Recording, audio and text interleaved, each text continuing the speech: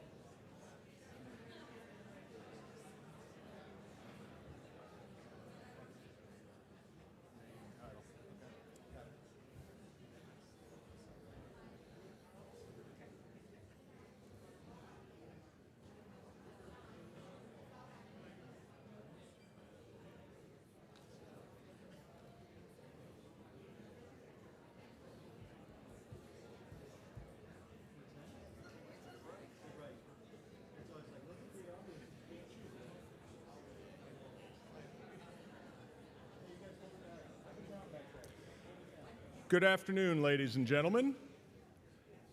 My name is Jeremy Collins, the Senior Director of Programs here at the museum's Jenny Craig Institute for the Study of War and Democracy. And to chair this panel, Band of Brothers and its Legacy of Service, it's my pleasure to pass the stage to Dr. Michael Bell, the Executive Director of the Jenny Craig Institute. Mike? Thanks, Jeremy.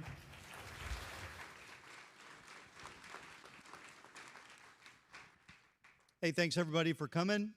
We're going to have a great discussion here. Some of you, we had a really neat opportunity this morning with the cast and crew out at Jackson Barracks here in New Orleans to kind of interact with the military, the government folks out there. And it was interesting, the commanding general, when he met them, emphasized the point that this series and the members in it have really influenced, but especially inspired, a generation of Americans serving in uniform, and frankly just serving since 2001. And it really is a huge testament to the authenticity, the things that they got right in this process. And so thought we'd take an opportunity to kind of highlight that legacy, this legacy of service, inspiration that kind of comes from this piece. A couple pieces we're going to touch on too.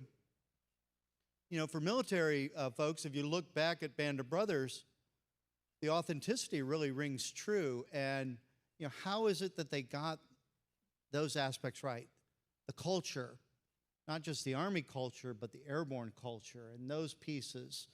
How did they get the combat interaction right, the collective, not just the individuals, to go forward? And how is this that this series is still used, places like West Point, Fort Benning, for officer and leader training still as an example what right looks like. So it's a pretty amazing testament to what this crew was able to do, the legacy of this service, to really create a touchstone for the future. And I think we'll touch on too, you know, for many of the people involved in this opened up their lives, opportunities to serve in other ways beyond that. So, you know, I want to introduce the panelists here, you know, as we launch into this. So, you know, first we'll hit the actors. You know, we've got Peter Youngblood Hills. He's Staff Sergeant Shifty Powers to most of you, right?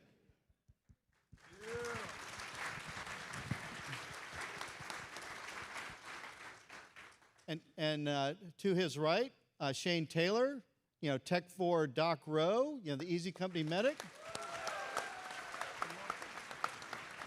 I think he's a superhero for you guys. Renee Moreno, Tech 5 Joseph Ramirez. And then there's probably some folks that you're not as familiar with, but let me, Steve, you give me a slide? Let me introduce the other folks on stage we have here. So next to me, Freddie Joe Farnsworth, United States Marine. Once a Marine, always a Marine. There he is in the center, somewhat younger days, still wearing a hat, as you can tell. He's in 1st and 7th Marines, technical advisor for the series. Most of you will know him from Ron Livingston's boot camp video, the video diary with Captain Dale Dye's boot camp. But he's also the man on the white horse in the Carentan episode. So, you know, he's kind of got a cameo appearance there in this process. And I should digress, there's me on the right. This is actually the week that the series came out. The week of September 2001. I was in the beautiful Mojave Desert at the time, so wasn't watching TV when it came out. You know, sorry I missed it. But you know, had the privilege to command a Armored Cavalry battalion back in the day, and can really resonate with that. And you know, I'm a bit older, but you know, read the book when it came out a few times, and it certainly resonated since. We have a couple other folks on stage, though, that they're from our institute here at the museum, and I think this will allow us to bring in some perspectives. So, Stephen Bateman, you want to introduce yourself? I'll throw the slide back up. We can see Stephen. There's young Stephen at the bottom in the middle. Tell us about yourself. Yes, sir. I lost my voice. I had so much fun yesterday with all of you. But yeah, I'm born and raised in New Orleans, and Not everything about yourself, just about your military service. Where were you when this film came out, and how did this inspire you? Right on. I was in high school, and 2001 was the perfect storm. Band of Brothers came out September 11th, 2001. I saw the second plane hit the tower, and that and this show, was definitely a motivating factor for me to join the Army and to join the Airborne. So thank you guys. Thank you to all the other actors that are here. You certainly motivated me to do the things that I did. So thank you for that. So Stephen didn't mention he went through the Ranger training experience to become a Ranger, joined the 75th Ranger Regiment, and deployed with them to combat on 2 combat tours. And so, he was kind of quiet about that. He's going to tell us about growing up in New Orleans and everything else. But, it really motivated him, and we'll talk later about how not only did this motivate him, but he could look back at it and see the authenticity of Band of Brothers after he's served as it moves forward. So thank you for that, Stephen. You're welcome, and sir. Adam Costi back here. Yeah, Adam Costi. So I graduated high school 2004. I'm originally from Ocean City, New Jersey. Some of you may be familiar with that. I went to the Citadel for a year. I did not get into West Point the first time, and then I went to West Point for 4 years. Graduated 2009, studied military history at West Point, which is one of the only places you can really do that. Commissioned into the infantry branch. I served, my first duty station was actually where Colonel Bell was, in the same battalion, actually. We missed each other by 6 years. He would have been my battalion commander, 1A Cav. Served there as a rifle platoon leader, mortar platoon leader, and Company XO. Deployed to Iraq in 2010, 2011. Then went back to Fort Benning, and then I served in the 1st Infantry Division out of Fort Riley. I commanded 2 companies there, a headquarters company and a rifle company. Deployed twice with both of those commands to Kuwait and Jordan, and then also to Poland and Germany. And then my last assignment in the Army sent me down here to Tulane. I taught ROTC there, so military science and American military history, and now I'm here. So we've got a pretty interesting eclectic panel to bring out some different dimensions of service and inspiration from this. But we got to step back a bit and figure out how they get it right. And first, we're going to turn to Freddie. Talk a bit about what you saw as the motivation, not only to serve, but how did that motivation influence your approach to Band of Brothers and the approach to this series? Well, my motivation to serve as a Marine was, I was just sitting in the gym one day, and a Marine recruiter was walking across the gym to talk to us, and a bunch of ladies next to me were like, "Ew." And I signed up 30 minutes later. And later, did your motivation change a little bit? Yeah. Yeah. Okay. But it came back to me. Yeah, all the experiences that I had in the military, I thought when I got out, okay, I'm going to put that in a suitcase and put it behind me. But then I got the opportunity to meet Dale Dye and helping with the movie called Starship Troopers. And we got along really well, him being a former Marine. And it just halfway through, I was just going to do the Wyoming and South Dakota stuff, and about halfway through it, he got a movie with horses in it called Rough Riders. And he just looked at me and said, "Help." And I just kind of went to it. And I learned throughout the years, first of all, I learned that, because I'm a little mean, so I learned that I'm not going to war with these gentlemen. So it took me a while to kind of calm myself down and figure out the historical. I got to learn the history. I got to learn all that stuff, but then take all my experience in the military and then slowly give that experience the best way that I can. And it really helped out as far as technical advisor. Yeah, I should mention, Freddie was combat Marine in Desert Shield, Desert Storm, and so brings that perspective to this as well, that, how do we translate that into an enduring reality as you go forward? Yeah, you know, and that's uh, those experiences are experiences you can't teach somebody that's never been there. But what you can try to do, as these guys will tell you, is I try to put them under as much stress as possible because that's the hardest part of combat. So they learn what real stress is and be under stress, really good stress, and be able to accomplish the mission no matter what. So that's the best thing about me being in combat, being able to throw that experience over to them. And I think you can appreciate that the value of training, even when you're under stress, the training takes over and the muscle memory, and you'll continue that without having to stop and think about it necessarily, in that process. Yeah, I like to call it the subconscious theory. And my last 4 years in the Marine Corps, I was at Marine Combat Training. So my job was to take all these young privates and put them under combat stress as much as possible.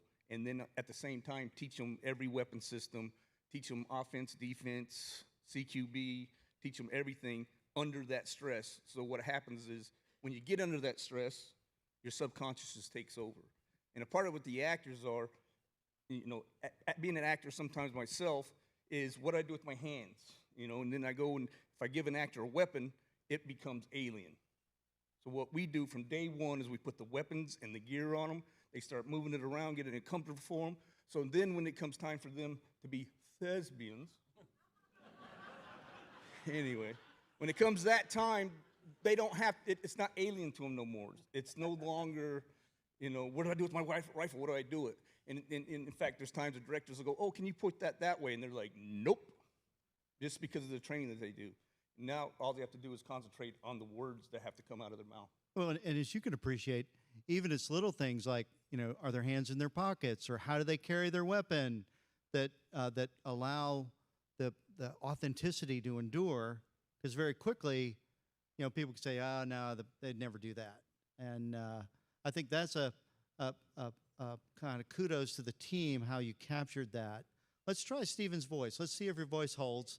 Arguably there's a very distinctive airborne culture. There's a distinctive Army culture.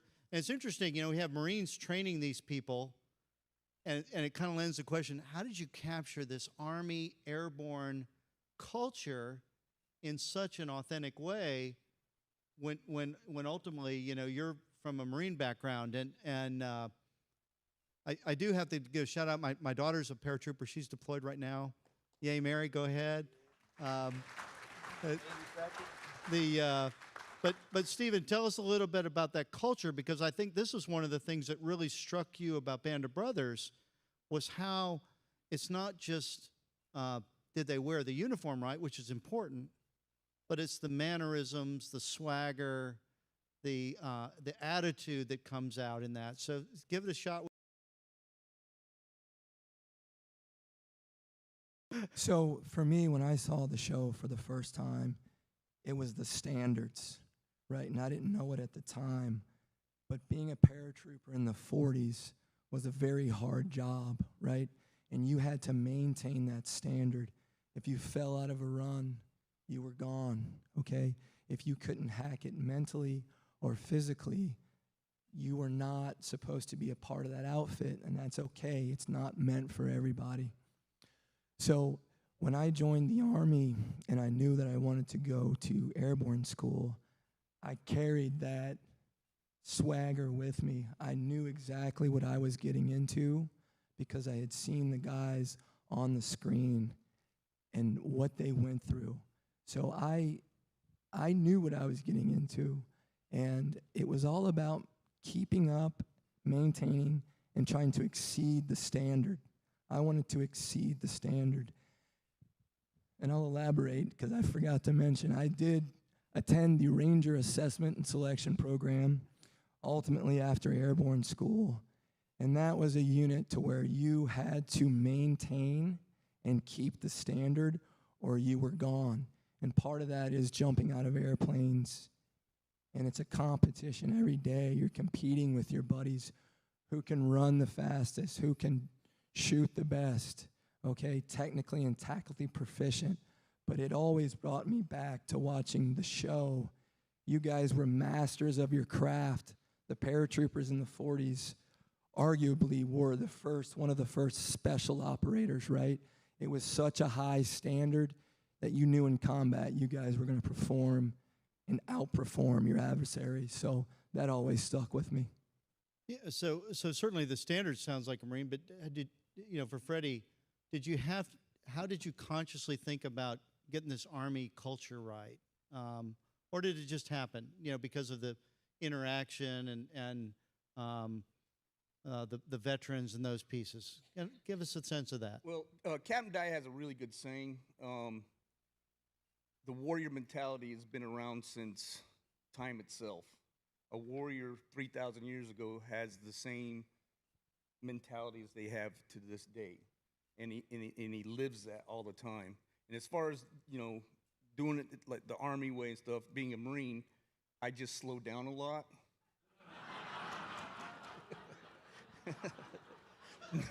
No, but that mentality goes through, and plus, we have a lot of some Army guys that work with us. But they were a lot slower. Yeah. Yeah. We had Mike Edmondson was on the show, and he was in the 75th Ranger Battalion, and he kind of,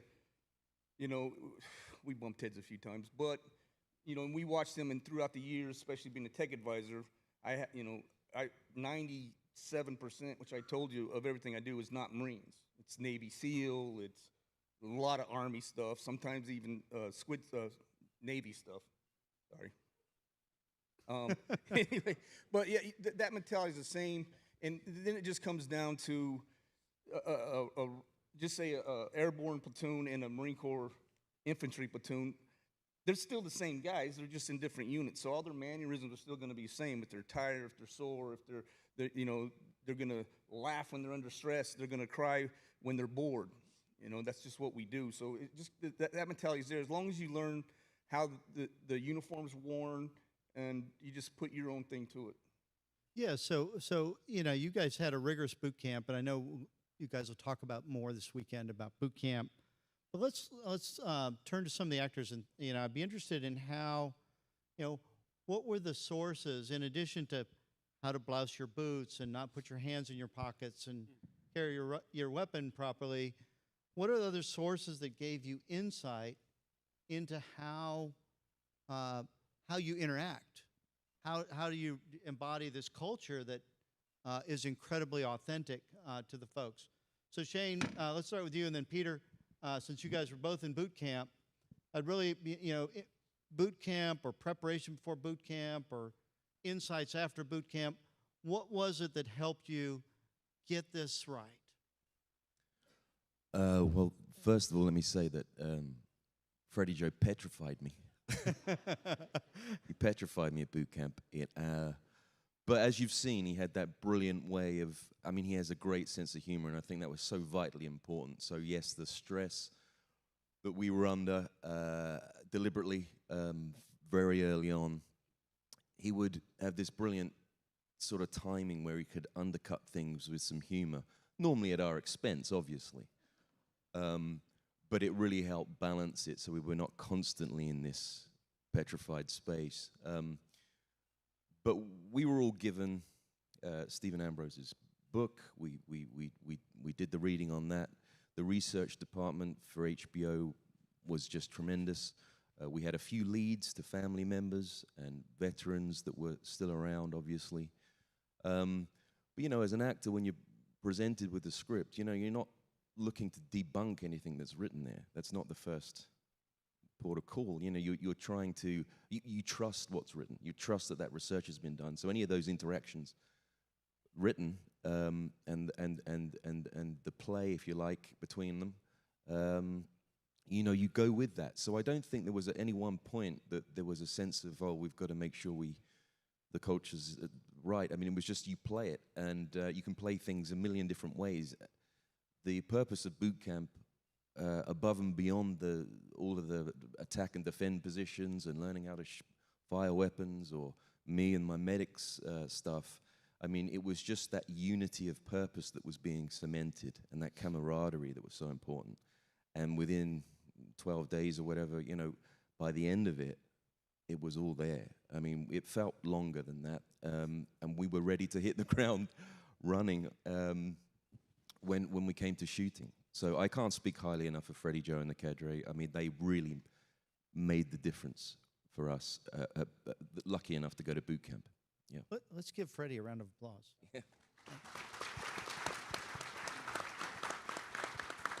Yeah, I mean, imagine you're going to cram in less than 2 weeks something that actually, is transformative in that way. Now, Peter, you had boot camp as well, but you also had the advantage of, going to the range with the gentleman you portrayed. Can you tell us a bit about that? Hello. Yeah. Yes. Actually, I didn't go to the range with him. It was my mom lived about an hour from where Shifty lived, and he lived in Clinch Cove, Virginia. My mother lived in Kingsport, Tennessee, and so I was like, well, I'm going to go and see him, and they put us together so we could actually do that. And so I went up and stayed with him. I think it was like a day or two I stayed with him. His daughter took me up there, Margot, and we basically had a time to figure out. I was trying to figure out his, certain mannerisms and things that were kind of unique to him, and what I could kind of fit into, the character as you're building the character. What can you actually bring in from him, like directly? And it's interesting because you're meeting like Shifty and his family, and how they're, like, what they're anticipating. What is it that they're, what's going to be revealed? What's the story going to be? And who's going to be represented? And it was very, very important because for me, there were certain things, like he taught me how to essentially, shoot like him.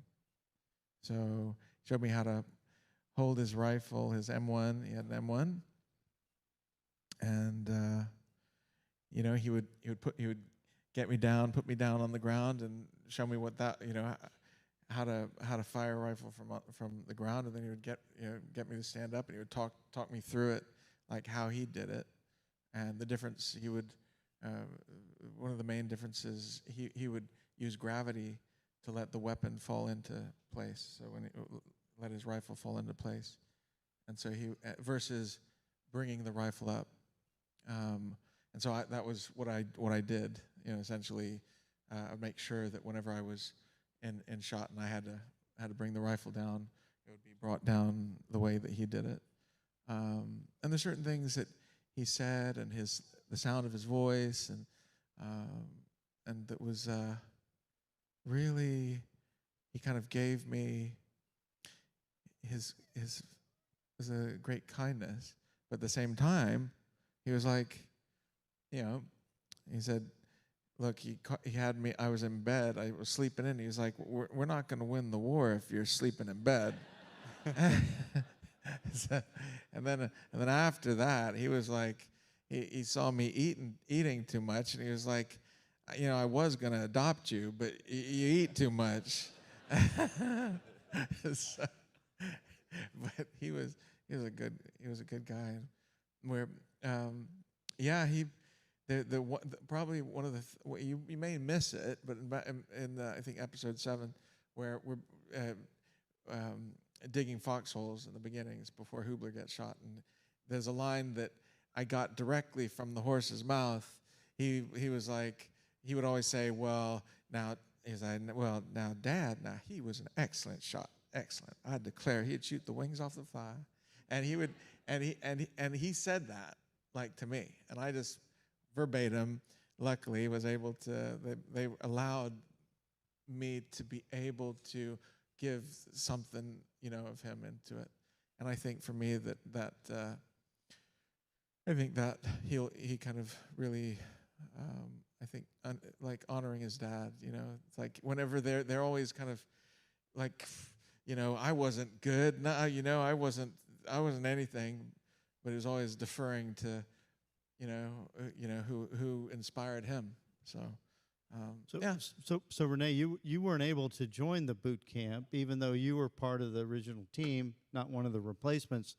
And so, tell us a bit about how did you catch up? How did you develop, these traits, this ethos? What was the method you used to become a paratrooper? I shut up and listened. What's that? I shut up and listened.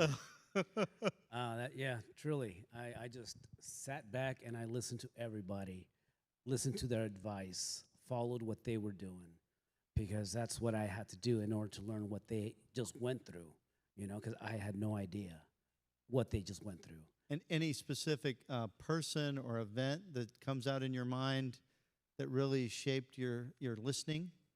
Well, yeah, there was this time on the tarmac, we're marching back and forth, and I'm out there with everybody, and the cameras are like, 50 yards out, and just doing this whole, and I'm just going, why am I here? What the hell's going on here? What's going on? I'm just like, I'm not even, what are we doing here, And Cutlass just goes, you're getting paid to be an actor, so shut the F up.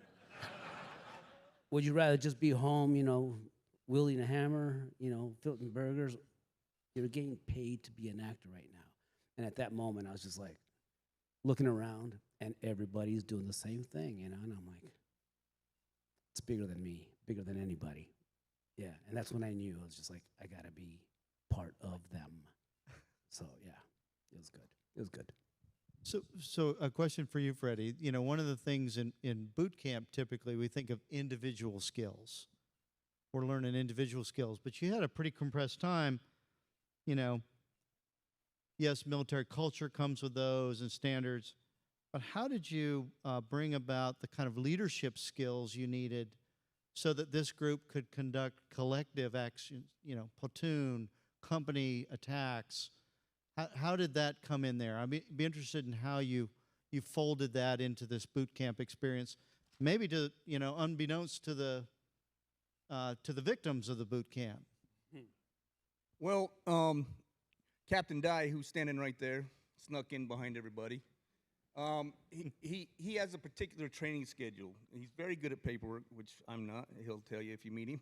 But he's meticulous about his schedule. And on that schedule, basically what we're doing in 14 days would take a year or so to do. So everything's done like really strong, really powerful, really quick. And, honestly, like the first 2 or 3 days, they're all recruits. They're all nothing, nobody's. We don't care if you were in Friends or any of this other stuff. And we sleep deprive the hell out of them.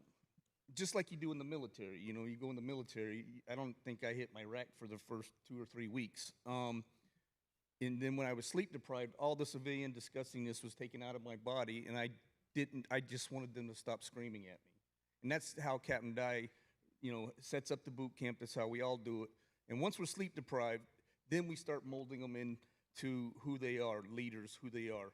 Captain Dye will sneak Captain Winters, kind of pull him off to the side and start giving him the answers to the project. And then Sobel will be there, and Mike Stokey, who's really good at his job too, which is the XO of the company. Mike Stokey would kind of go and give Sobel the wrong answer. So then Sobel's supposed to be running everything, and Captain Dye, I get your platoon out there, do your thing, right? And Sobel's like, go over there, and they're supposed to go right, and he's taking them to the left. And then here comes, then Captain Dye sicks me on him, and then everybody pays. Everybody pays. And when everybody starts paying, who do they start kind of not wanting to say anything, don't want to trust him, don't want to follow him? And then what happened, the next exercise, Sobel would come in, we'd give him the wrong answer again, but then Winters has the right answer.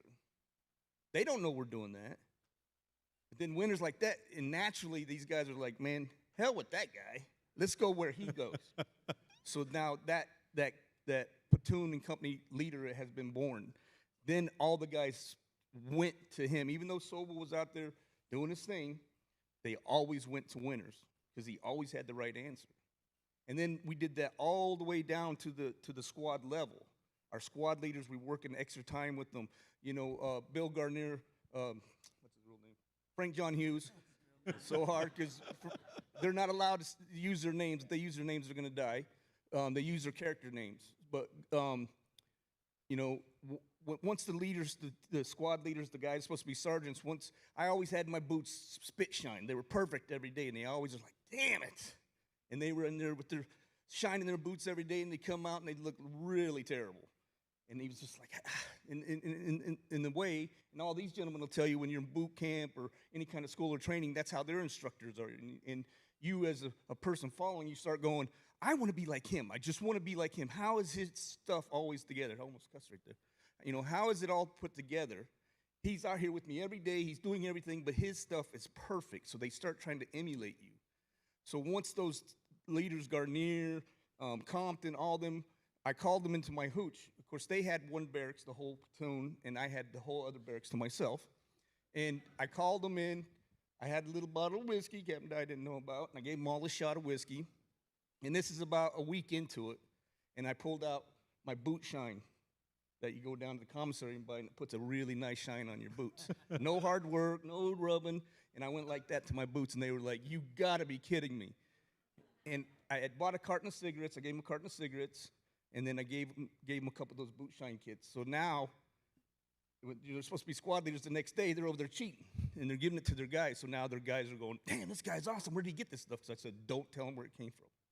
So it's just starting building it at the small level. And then as we go and doing tactics and stuff, and I'll let them tell some of their stories in the panels, they got to see how Captain Dye was doing it, how I was doing it, and they just started emulating it, how we're running our platoons and squads. Yeah, it's kind of organic, but pretty magical how you're actually building and developing those leaders in what are ultimately very natural ways in that. Let's hit up Steve and Adam. You know, anything from either what you saw in the series or in the kind of DVD extra about boot camp that really struck you as poignant, memorable? Try your voice, Stephen. Something that sticks out to me, you know, everyone is a leader. Excuse me. The scene where Dick Winters is on the ground and the two young troopers from the 82nd Airborne see Lieutenant Dick Winters and they don't know who he is. But, you know, Lieutenant Winters says, look, come with me. Now, keep in mind, he has no weapon. His leg bag gets blown off during the jump. Doesn't really know where he is, but he inherits these two young troopers, right? So you cannot hesitate and look around and ask anyone, hey, where are we? You have to figure it out, right? And that's part of the paratrooper culture is when you hit the ground, everyone is a leader, right? Because you're going to be in small elements. You might be with one other buddy. You have to figure it out. So kind of my time in the Army, I have a funny story of going to the rifle range in Ranger Battalion, and everyone's lined up, and I have a weapons malfunction. But the other 50 dudes don't, and they all go to the target to check their target, right? And I stay on the line, so I'm the odd man out. And, you know, leader comes over, and he has a serious heart-to-heart, and he's like, you know, and I'm young, I'm 20 years old. Everyone is a leader now. You have to figure this out. So it's just, you have to have that mindset, no matter your age or your rank, paratrooper or not, you know, you have to figure it out. Have that mindset. Everyone is a leader. So. Good. Adam, how about you? Yeah, I would say, you know, when it comes down to it, the Army asks its leaders, and you see this in the series, solve problems, make decisions. It's exactly what you see in the series. The other thing I was going to mention, you know, West Point, I get this question a lot. You know, West Point's a leadership laboratory. That's kind of what we call it there. You don't just wake up one day and you can automatically lead men in combat. It's a process, and you rely on peers. You know, you rely on the good example set by others. You know, so it's, you know, we sit up here and listen to Freddie talk about how he ran the boot camp. I mean, it makes sense. He's shown them the right way to do things. And I think the series really does a great point in that. The other thing, going back to Mike's question, I think the scenes in Aldbourne are really, really good. I think Captain Dye did a really good job with that, teaching what we call skill level 1 tasks. you know, even if you look at the operational graphics on the chalkboard out in the field, I mean, they're accurate. You know, it shows like an infantry squad. The weapons training, and then what Mike was mentioning, you know, beginning of World War II is this whole concept started by General McNair of individual to collective training tasks. And we still do that today, and you can see that in the series with basic rifle marksmanship, physical training, and then it builds up into, okay, now we're going to do squad attack. You see that at Camp McCall. Many of you probably remember that scene where Sobel, you know, really doesn't do a good job there. But the other thing I'll mention, you know, I get asked questions a lot about the tactics shown at Breakcourt Manor. Was that actually shown at West Point? Did we use that? No, we didn't use that at West Point when I was there from 2005 to 2009. But what we did do is we used it in our psychology class entitled Leadership. I think I took it junior and senior year. They really do a good job of the dichotomy. It's a little bit hyperbolized in my personal opinion between Sobel and Winters.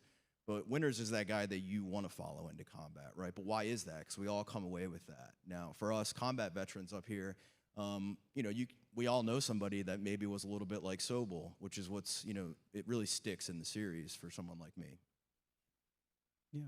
Yeah.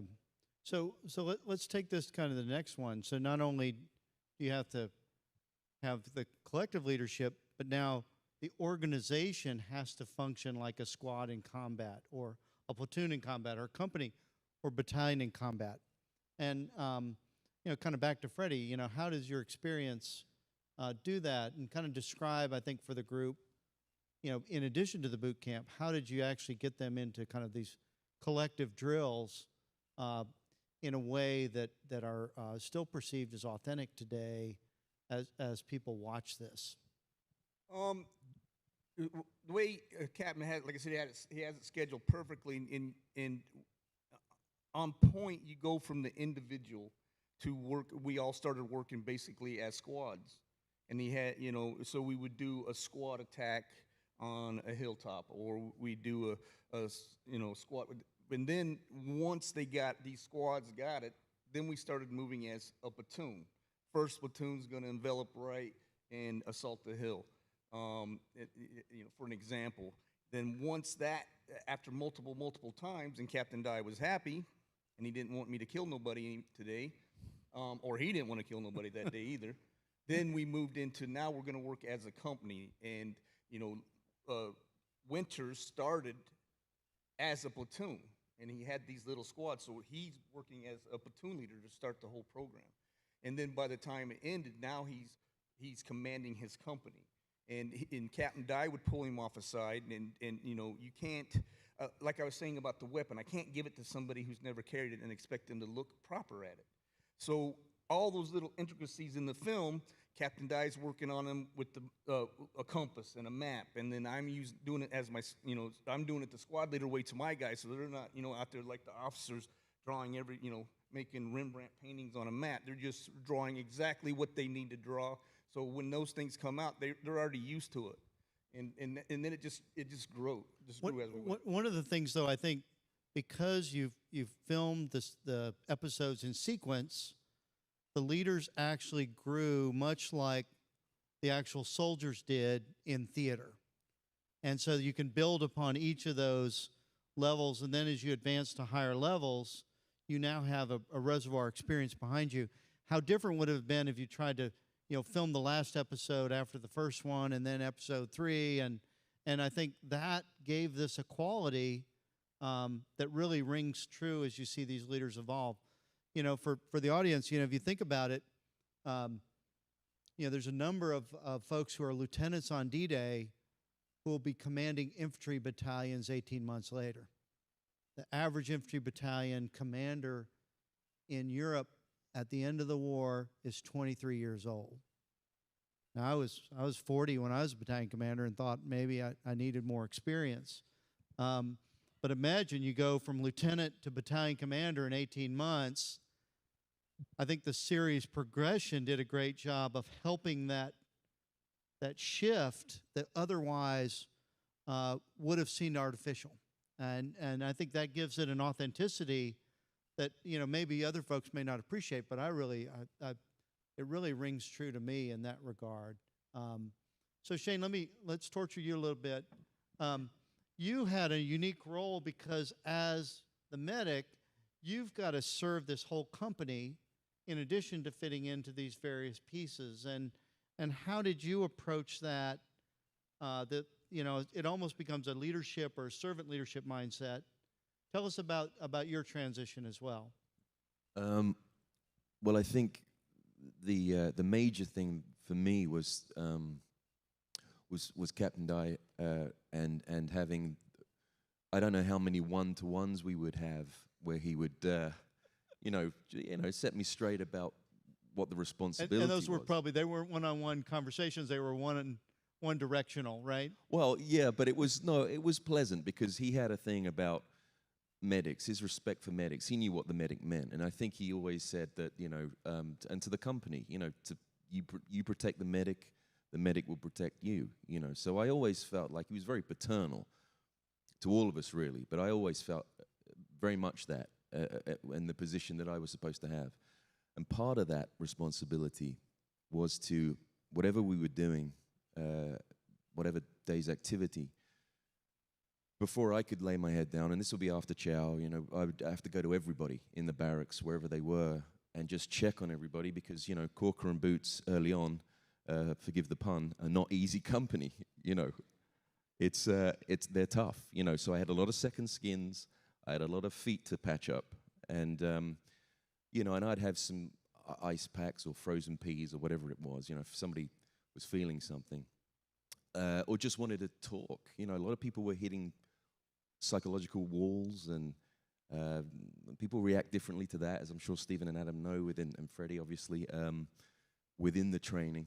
And of course, there was a sense of we're still a bunch of actors, so the training has to be kind of pulled back a little bit. But I very quickly understood and really, like all of us, embraced it. I really embraced, really loved taking care of people, and it just became part of my thing to do. So yes, I didn't miss out on anything as far as I know. I mean, when we would have our one-to-ones, I don't think, and Freddie, correct me if I'm wrong, I don't think I missed out on anything else. I mean, I was doing the PT. Obviously firing weapons was not really a thing, but yeah, I loved that additional responsibility. Yeah, see, it's an interesting piece where, here's a role, but now your role is taking care of people, and now you embody that as you move forward. And it's kind of the legacy of the role, even for you as individuals in that process. Notice he didn't call dinner, he called it chow. How complete this transformation is even years later. So, Renee, let me ask you, though, did you guys, when you're off camera, did you stay in roles? Oh, yeah. Or were there times when you were able to kind of step out of your role, or did you remain immersed in that? How did that go? From the get-go, when I first got there, I was Ramirez, and that was it. Everybody else was Shifty, Doc, Percani, Luz. That's who we were, and that's who we stayed. Even when we're in our flats in London, not shooting, that we remained those characters, those guys. And that's how we became that close. It truly is, a family that we have, because that's how we grew to know each other. And that's all we knew for years, even after at our reunions. That's what we said, hey, we're going over to Bull's house. We're going over and hanging out there. Who's going to be there? Well, the usual, and it's all the guys and Freddie. The guys and Freddie. And everybody Freddie. but yeah, everybody but Scotty Grimes. the guy and the horse. Scotty Grimes the guy and the never shows horse. But from the very beginning, you see it. You see the transition as these young men. I mean, they started training in '42, right, at Camp Toccoa, and they didn't go into combat until in '44, right? So they had 2 years of being together, of building this unit, and collectively a strong unit. But they were still very young. They've never seen war. They didn't see the horrors of what was going to happen. And you see that progression from the beginning to the end. Yeah, they had a very powerful experience because they're formed and together. Correct. Whereas the 504th, 505th have already been in combat. hadn't trained as long, but now are integrating replacements, those pieces there. So it's interesting how different their experience is, but very powerful in this case in terms of the identity that they take on. And having our weapons with us at all times was mandatory. Was mandatory? Mandatory. We carried our weapons with us from the moment we got to set to the moment we left.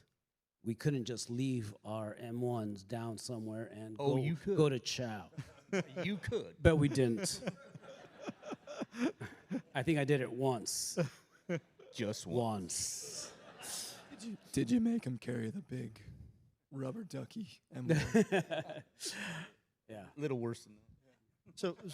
So Peter, how about the dynamic for you? Were you able to stay in role off camera? Is that a similar experience? How would you describe that, and how difficult was that? Staying in role? Oh, it was difficult.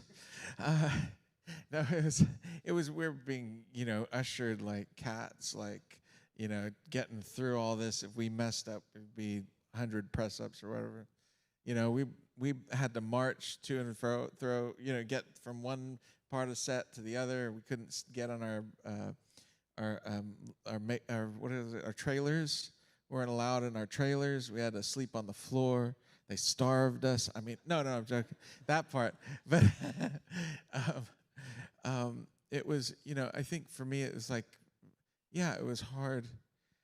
My previous role, I think, I had just come off filming. I was a male prostitute.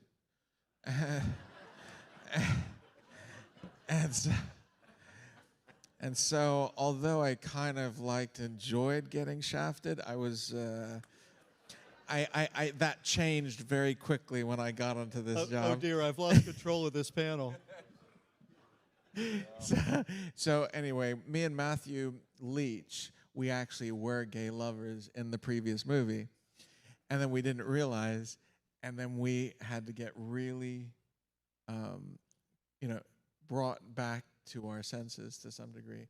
And it was interesting because, as an actor, you're trying to figure out, you're trying, level up to all these guys who are really, they are, incredibly trained actors. And they have, I wasn't trained. I mean, been through school and, was in,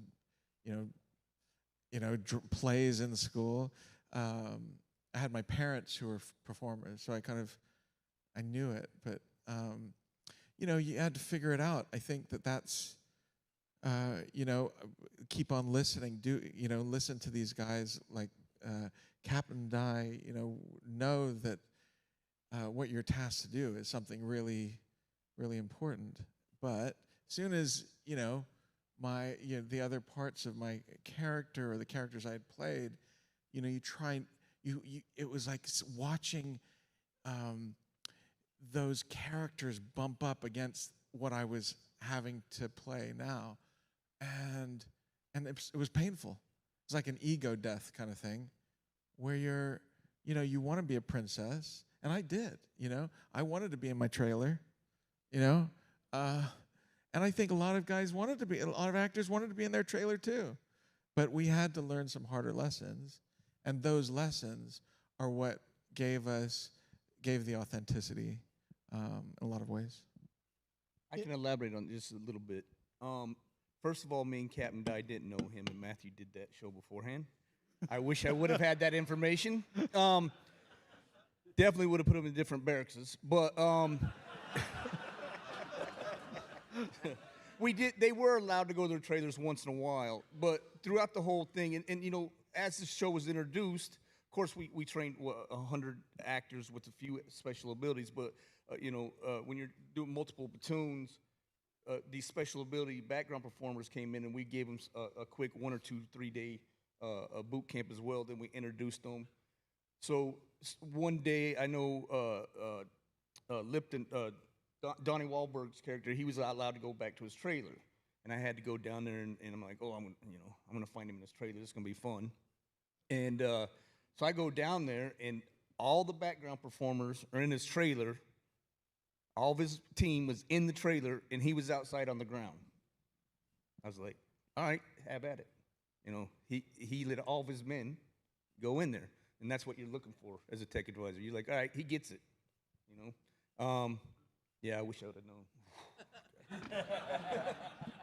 You want to elaborate on that? Nope, I just wish I'd have known about that movie.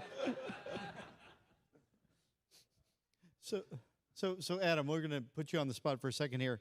You know, as a combat platoon leader, infantry company commander, in some cases, you're younger than your soldiers, or you're the same age. As a company commander, they'll call you the old man, even though you don't feel that old. Was there anything that you saw from this show that was really struck a chord with you on how similar combat leadership was, as you look at Dick Winters or others in this, that really was a touchstone for you? Yeah, I mean, I'll use Winters as an example. It might be obvious, but soldiers, what do they expect from you? They expect you to be technically and tactically competent. Winters was that. The other thing that he shows throughout the series, this is part of the airborne. I mean, leaders jump first, eat last. A lot of this stuff is in today's modern army. I mean, that's a given. If you're a lieutenant and you're going through a chow line and you're the first one in, I mean, you're real messed up, right? So a lot of this stuff, he really leads by example. He relies on his peers. I mean, he has Nixon that he talks to a lot, Buck Compton. But he also, the scenes that he has with Colonel Sink, or, I mean, that interaction is very, he's got to try to think 2 levels above him. I mean, that's how good combat leaders think. Being able to make decisions on the fly. He does that over and over again.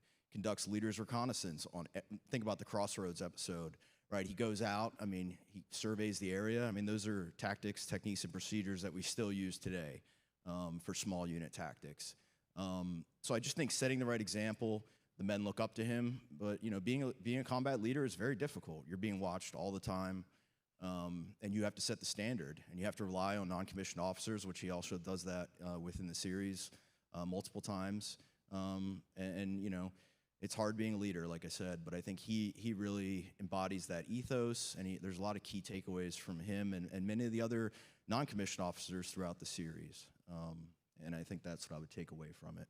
Yeah, the kind of notion that, particularly during the Cold War, during World War II, officers have to prepare themselves for 2 levels up. And in the case of Dick Winters, it certainly is. I mean, you go from down to the company to battalion command, by the end of the war. It does remind me, I was at Bastogne for the 40th anniversary a little while ago. Our battalion had been the lead battalion to break through to Bastogne, and we're with Lieutenant Charlie Bogus, who was the lieutenant in the lead tank to link up with the 101st. And we spent the time with them, and we walked the whole perimeter. And this is, back in the 80s. And the battalion commander, turned to his lieutenants and said, one of you will take my place in the first day of the war. So how do you prepare yourself, which I think rings true with Dick Winters, how do you prepare yourself, not that you want it, but if you're thrust into this higher level of responsibility immediately, are you mentally, physically, morally capable to move out and do that? And I think the show does a nice job of developing that characteristic in a way that really, for me, was very consistent with that mentality in the process, and certainly from the World War II veterans in that piece as well. So you guys talked a little bit about boot camp, and I'd be interested for Freddie and the actors. Are there any behind-the-scenes stories from either boot camp or the series that really have stayed with you or struck with you, or that we haven't shared yet that you'd really want to convey? What was the most memorable moment, or the thing that you reach back on and go, wow, I didn't appreciate it this time, but this really was transformative for me? So, Freddie, you want to start out? Yeah, sure. I mean, of course, the whole thing was awesome for me. Coming from the Marine Corps into this, Camp Dye brought me into this life, and it doesn't get any better.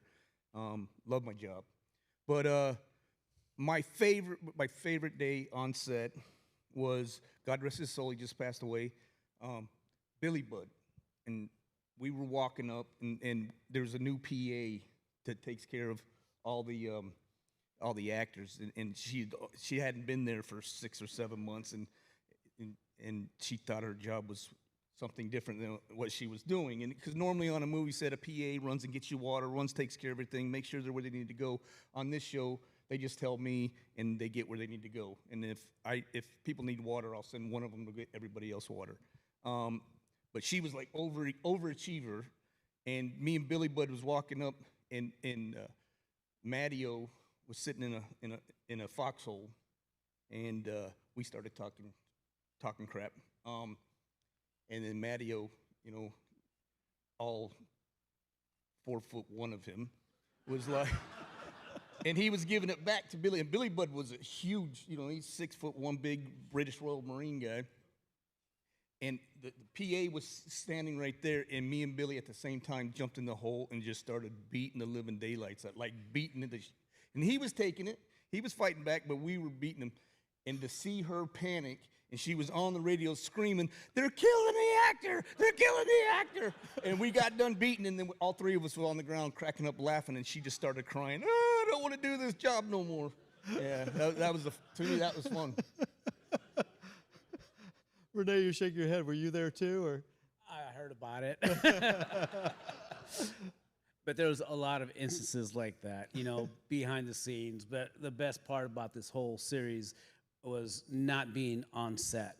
It was getting off set, waiting in wardrobe. You know, we had ping pong tables, and we would have competitions there. We would just get together and just have a good time when we're not on camera. And it just developed this, you know, this family that we had.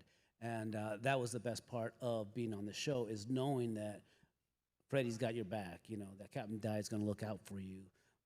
Doc's going to take care of you. You know, Shifty's always around. You know, everybody was always around. If you needed any help, you knew that you could rely on them. And that's the best part of this show, is that brotherhood that we developed. And not only with the actors, but wardrobe, camera, set, armory. You know, everybody collectively wanted to do something magical. And 26 years later, it's amazing. Peter, how about you? Well, I would like to just, I mean, I would love the other guys to talk about, like in terms of, I mean, there's a story of Jimmy Matteo. I know we were out in Soho, and there was a fight. I'd like everybody, like, I don't tell the story as good as like some of these guys, but my gosh, the story of Jimmy Matteo taking on all of Soho at night when we were out. Like, no, but I'm not taking on like that, but like taking his shirt off and about to fight everybody in the whole of London. I mean, he's literally taking everybody on. But anyway, so yeah, but I wanted to say this about being formed, because we weren't just actors. I think you'll find a lot of the actors, they have relationships that formed them before coming on, and you know, family that were in the military in World War II, and you know, it's almost like when we're cast, we were ripe for the picking. We were ripe exactly what we needed to be. And I found out I was in boarding school. I was in boarding school in North London, and I was in a cadet. I basically had to do 2 years cadets, and then a third year, kind of a chosen. We were kind of like, we did a third year. I was in called the Navy Kata, and we built obstacle courses, and we would kind of trek through the mountains in the Pyrenees. Anyway, one of the guys who was with me, and we were really good friends. He also became head of school. His grandfather was Alexander Papalopoulos, right? I don't know if any of you know him, but he was the field marshal in Greece, and he basically, he pushed Italy back, and eventually became the prime minister. But had a really big deal. We didn't talk about that, like a lot of this stuff we didn't know. My cousin was in the 2nd Ranger Battalion. He died on D-Day. I didn't know. But these things, these people, like the ghosts of the unsaid, essentially, were behind us, making us ripe for what we came to do. And I still was just, I mean, they did it. they had the material in us, and they formed us, and all credit goes to all of them, because they're the ones that really had the vision to take us and work with what they were given. Shane, how about you? Most memorable moment? Well, I just want to pick up on that Mario moment, because there's always a Mario moment. And I was there. So what happened was, we were at this particular club, and these windows were open. We're on the second floor, and about half a dozen guys, really rowdy, really drunk guys, started shouting at, I want to say that it was an actor called Bart Ruspoli, who was playing Ed Tipper. And they were being pretty offensive and rude to her, because she was visible in the window frame. And Jimmy heard it. And so at this point, of course, we're all very tight. And he took one look out at these guys, who were big guys. And that wasn't a problem. I mean, off came the shirt. The muscular Mighty Mouse just raced. We're all sticking our heads out of the window, and this one guy's chasing these half a dozen big fellas up the street, around the corner. Then we're having to chase him because he's gone. But we followed him. We followed him. We followed him. We all got we down all and we chased. Yeah. But I mean, it was just the power supreme. It was that airborne thing, testosterone fueled. But he was like, you did that to my brother's girlfriend, and that was enough to set him off on this one-man mission. That's quite the a true thing. band of brothers. Yeah, Right? true Yeah. band of brothers. Yeah. So we'll ask Adam and Stephen, though. What is your favorite moment from this series? What single scene or portion motivates you most or resonates with you over the years? Since Stephen's already to jump on that one. First, Go yeah. ahead. I was just able to visit the Sicily-Rome American Cemetery in Nettuno, Italy. And I came across Bill Garnier's brother's grave. And, man, if you haven't been there, please go. A lot of paratroopers, a lot of Rangers in there, a lot of great Americans. But anyway, for me, it's when they find the letter in the jacket, right? And Bill doesn't know yet. And these guys had just gone through the hardest training, and they're about to make the biggest jump. This is the biggest day of their life. Do we tell Bill? Do we not tell Bill? And ultimately, they end up, he finds out, and man, right, wrong, or indifferent, him finding out however he did. I forget how he finds out, but, sometimes you need that, man. That's a hard situation to go through, especially, that's your brother. Those guys were close in age, if I remember correctly. But I think that kind of carried Bill through those years of some of the toughest moments of his life. Sometimes you need something like that to carry you through. So just seeing, his brother's grave recently and knowing that those guys were about to jump into enemy-held territory and go through what they went through, I think that's pretty impactful. So that stands out for me the most right now. Yeah. So a comment too. Stephen said he was just at Florence American Cemetery. He returned from a dig with the Defense POWMI accounting agency to try to recover an American airman, P-40 airman, north of Rome. So the extent we go to still to try to recover those 72,000 Americans missing in action from World War II. It's something we take pretty seriously, even if it's one service member at a time. So, and of course, along the way, Stephen had to go to every airborne site he could just to reconnect with that, because once you're part of this ethos, it shapes your life, right? Yes, sir. Yeah, that's exactly right. So, Adam, how about you? Favorite scene or most poignant scene? The White Horse. Yeah, definitely. I mean, absolutely. Maybe your second most favorite yeah. scene. How's that? I'd go more with the tactical scenes in the film, in the series itself. I think, as a former infantryman, Breakcourt Manor is such a good scene for, shoot, move, communicate. You're undermanned. I mean, we get questions like this all the time. I mean, what I learned as an infantryman is, like, it's not about the equipment, it's about the people. And just the ability to have an objective and a mission.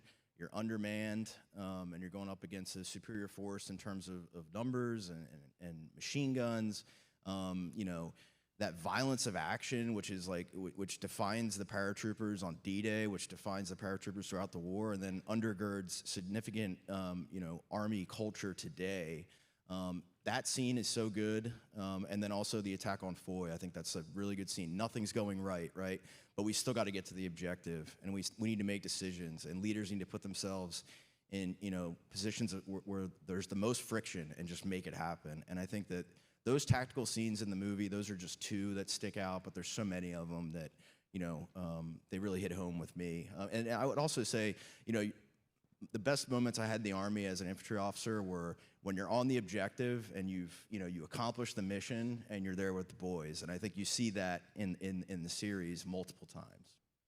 Yeah, kudos that you're able to capture that culture, those interactions, and I think that's part of the magic of this series that gives it such longevity. It's authentic in ways that different audiences find in this process. And let's transition a bit into now it's 25 years on. Some of us are slightly older, and maybe different shape too, right?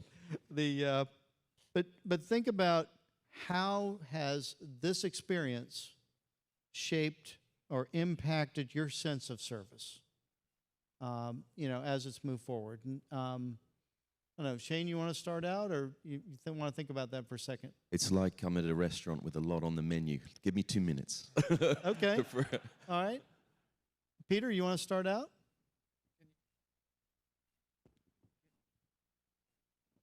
Ari? Can you ask me again? Say that again? So how has this It shaped me experience, in being terms part of of this, Where I am now after all these impacted years. your sense of service? Because I think we've seen with Adam and Stephen, it impacted their desire to serve. But I think also for each of the individuals on the stage, it's impacted your sense, in many ways ignited even a larger sense of responsibility, service, need to inspire others in that process. So you want to think about it for a second or two, Peter? No, I'm fine to, service. I think that again, it's like awakening. You kind of awakening to what other people have done for you. As you get older, I think before it's just flying by the seat of my pants. Just I'm trying to get my next job and trying to be a star and all that sort of stuff. And I think it's after a while, it's kind of like my parents were all kind of service focused. So I think that's where it's kind of like an awakening of how did I end up, being able to be where I was. And then it's like going, well, things aren't going the way I thought they were. But now let me look at maybe actually think basically I started to understand that there was more to life than kind of my dreams or what I wanted, and then things started to actually break down in my life, and I started to have troubles with certain I had to go through recovery from certain traumas and addiction recovery, and got involved with a mentor kind of who was a Vietnam vet, started to take me through process of recovery, and through that recovery got us involved a lot with other veterans who were suffering, the kind of efforts of how do you come home and how do you deal with recovering from very, very difficult trauma. And that naturally, I think, collided, like brought everything together in a way that we were looking at, well, how can I look at my wounds or look at my experiences and make them into something that is like kind of life affirming. And so we started working on kind of recovery. And I think that was a general movement. A lot of us really all started to connect with that idea of, you know, don't leave anyone behind. You know, life isn't like, you know, an easy thing to get through, and we all deserve to come home, you know. And I think that that sense of duty to each other, even in the muck of it all, especially having Marine mentors, you know, Semper Fi, always faithful. You know, you hold on to each other. You know, that's what I was taught. You know, I mean, in the nicest possible way. Sometimes a little rough, but we get through it. And you know, that's basically, I think, the idea of holding on to each other, helping each other, and finding the purpose and the meaning that allowed me and us to basically do something remarkable. So it just made sense. Renee, how about you? A lot's going through my mind. Joseph Ramirez. You know, that's a name that's going to be forever with me. And forever I will speak of him so nobody forgets him. Who's all served here? Whose family members have served here? Raise your hands. Thank you. Thank you very much. My job now as an actor is to not forget. Any service member I meet, I say thank you. Whether you're bookkeeper or infantry or paratrooper, I thank you. Everybody has a part in this machine. And all of us should be aware that we have this incredible, these members who are willing to give their lives for us. And I thank you. And we should never forget everybody and anybody who have served before in our past and in our future. Family members, you have suffered along with them, and I thank you. And that is my job now, is to keep thanking, because this is the least we could do. I mean, legacy of service. You know, Band of Brothers is a snippet of us. But you guys, that is where it's all, that's where it's at. And airborne. Airborne. Shane, you ready? I think, well, I don't know. We'll give it You want another? No, I just want. I think for me, you know, in doing the show, I mean, you know, we're perpetual students in the acting, well, in life, but certainly in the acting industry. And I think doing what we did and discovering what we did, you know, we had respect before, but profound respect now, and so we can, you know, the best thing for us, I think, which was put in perspective, is just this idea of just honoring our lives, living well, because of the courage and the sacrifice, and that unity of purpose, that very admirable unity of purpose that they had, not just Easy Company, but, you know, beyond. And so taking that into your life. I mean, I have a family, I have 2 daughters, you know, I'm surrounded by females, all smarter and prettier than me, but we are, you know, we're there. And yeah, it was a great learning curve, and I think, and again, a great history lesson for us all. So it was much, I hate even calling it a job, an acting job. It's so much more than that. And it's the best thing on a professional level that any of us will ever do, ever. I don't care what household name, you know, it's like the best thing, all in, because it's connected to the collective history of our own humanity, and it was so important. We knew it then, but it's become so much bigger than we could ever imagine, and we're all very, very grateful. Yeah, it's incredibly, you know, watching this, how transformative and you know, fundamental that is, you know, for each of you, how it, you know, it ultimately changes you as people. And now I would like to kind of come back to our 2 veterans, because you're both from the GWAT generation, folks who you know joined the cloth of the nation while the country's in what, you know, at the time is called the America's Longest War. And so It's not like, you're just going to go get the college money. So, what about this series or these individuals or this motivated you during your own service? So, Stephen, you want to jump in? Sure. Yeah. Excuse me. I knew exactly why I signed up, right? And that was to go to war. And it's when you see things, that's why history is so important, right? I saw it happen, and that's why this show is so important. And it inspired me, and I really do, man. Like, I thank you from the bottom of my heart.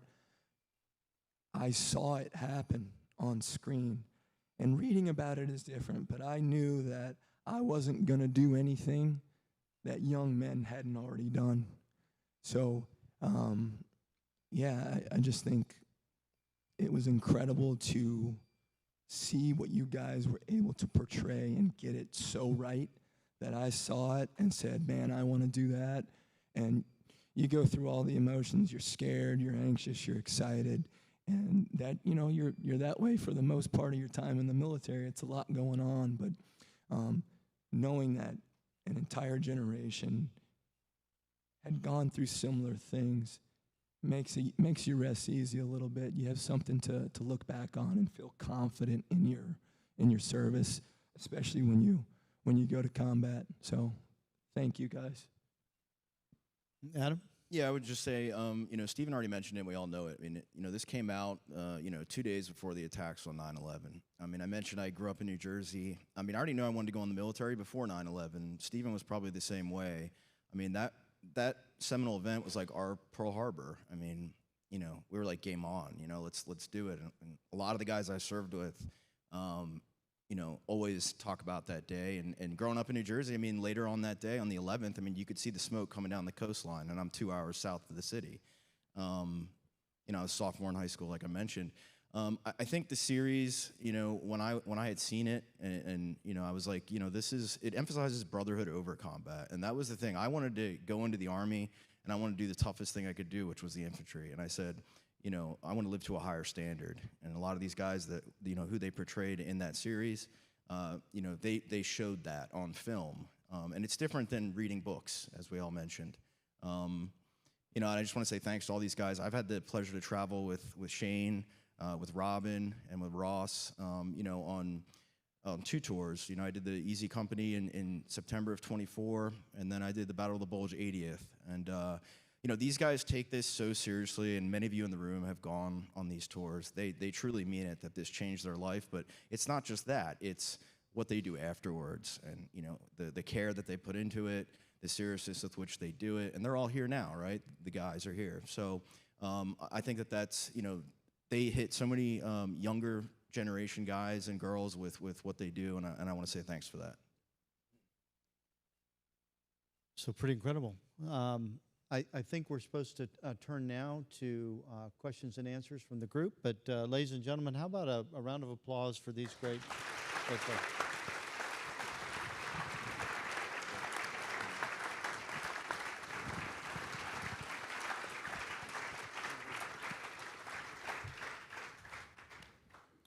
Well, let me second Mike. Thank you guys very much for kicking us off here.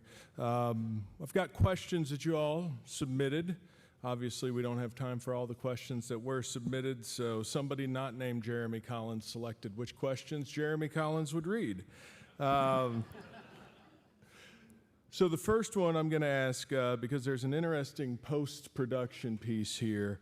For those actors that have actually trained to jump at Camp Toccoa, ran the real Currahee Mountain, and jumped into Normandy for anniversary events, what were those experiences like? And that's from Sean from Pennsylvania.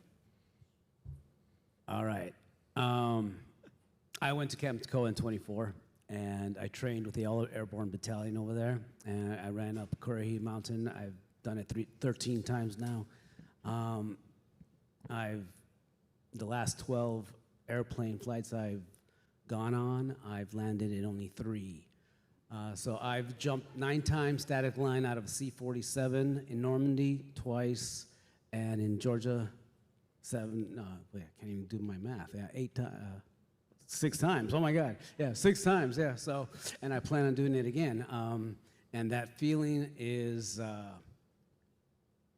as you guys know, it's like, what the hell am I doing? You know, why am I doing this? I'm not in the military. Yeah, you know, but to be able to be in that position, to be able to try and honor, you know, Joseph Ramirez, trying to honor these gentlemen who, and just to have a snippet of an idea of what they went through to train and to get that intestinal fortitude to actually do something so unnatural and to rely on your training, your equipment, just everything. You got to think about what ifs, the what ifs. What will happen if this doesn't deploy? What happens next? So you have to think about all these things. And, you know, these are Hollywood jumps. We're not weighted down with equipment. We're not 100 pounds plus, right?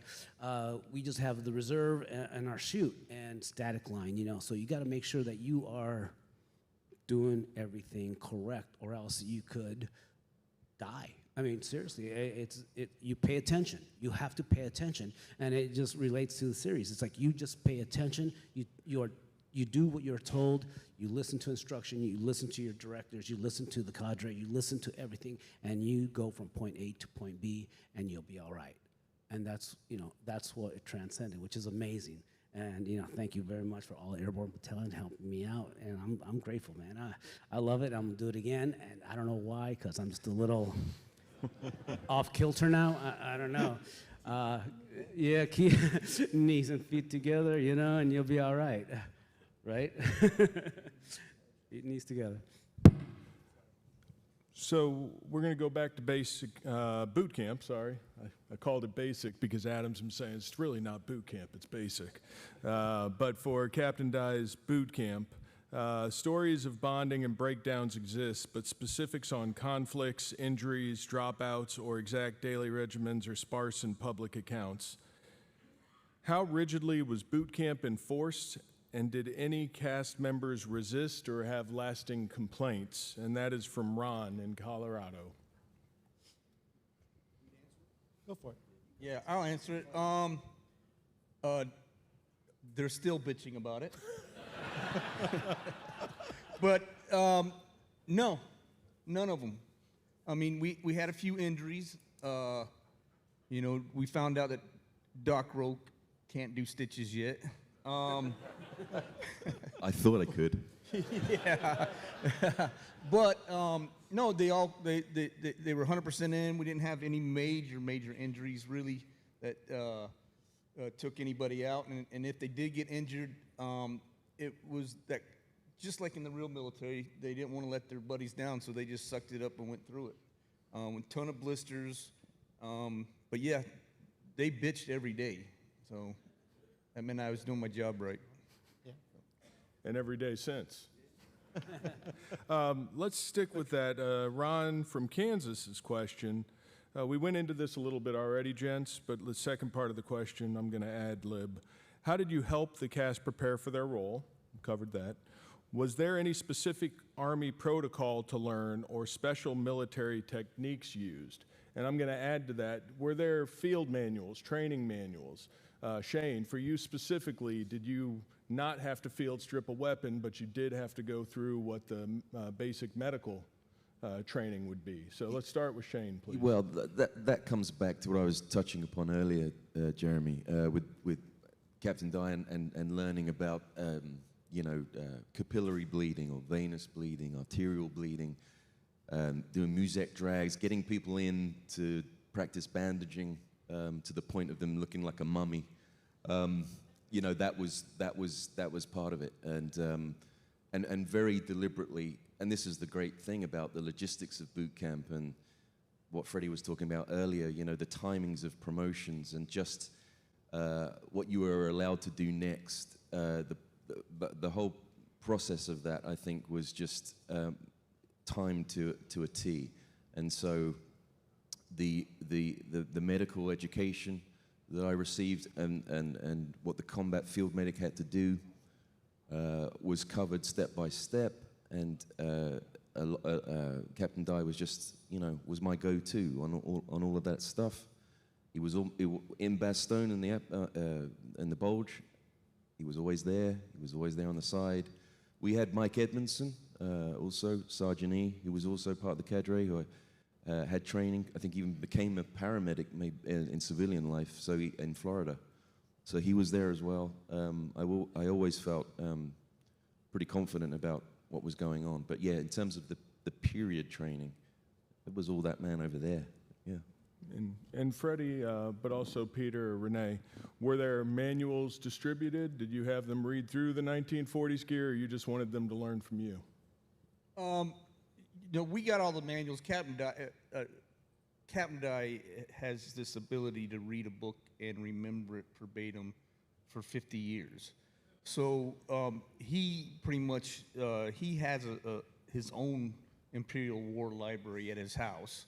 And so he has majority of like the field manuals and stuff. And then the things that we needed from it, like me being a Marine and transferring over to Army stuff, he made sure that I had that copy so I could read it. So I was passing on that kind of knowledge on to him. But yeah, I mean, as you know, here at the museum, all those manuals are here to find. And, that's just, Captain Dye has all that stuff in his house. It's kind of weird. Yeah. Renee? And we all got really proficient at stripping down our M1s and putting them back together within a minute. So we were able to get to that point where we knew our weapons in and out. Because we had to. If something jammed, we had to fix it. Because it wasn't like, cut, your weapon's jammed. No, we just had to keep on going, So if something happened, then we'd have to take care of it on the spot and move on. So we got really good at it, and Shifty was just amazing at it. Well, they put a gun to my head. I mean, that was you better do it blindfolded and under a certain amount. And I did. I did. I was like, got it down to like really, really quickly, really fast. But that was perfect training for what I had to do. That was exactly the thing that helped just kind of work the kind of the mind, the relationship with what you're doing in a way that brings home the experience in a way it's not logical. I think that's something that really is important, because a lot of times the character, as much as you can try and think it through, you're not going to really. When the push comes to shove and you end up having to, be in front of the camera, it's most of your preparation is what you end up putting on camera. You can't really say, this is how it's going to go, and I'm going to do it like that. And, no, it's a lot of it that's, most of it at least, it's kind of what's been built in you.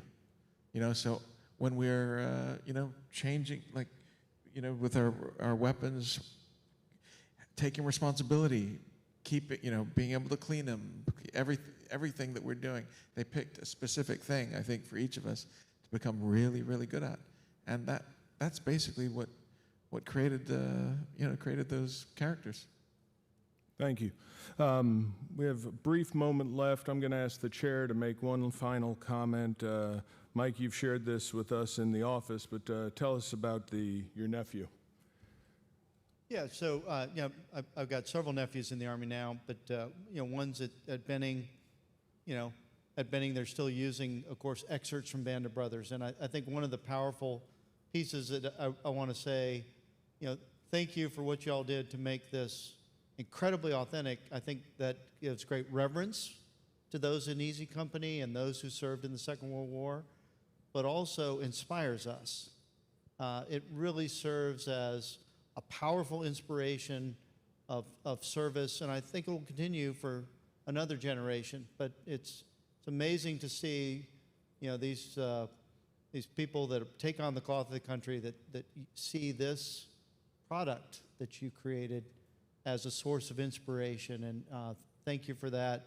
Thank you to the cast and crew that made that possible. It really is an amazing piece of work.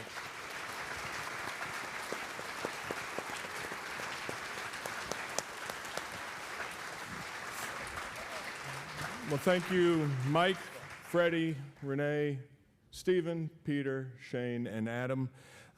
Thanks to you all who submitted your questions. Now we will head to the Arcadia Terrace for the welcome reception. For our online viewers, please tune back in at 4 p.m. Central for our next session.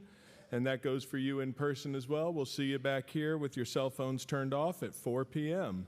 Thank you very much.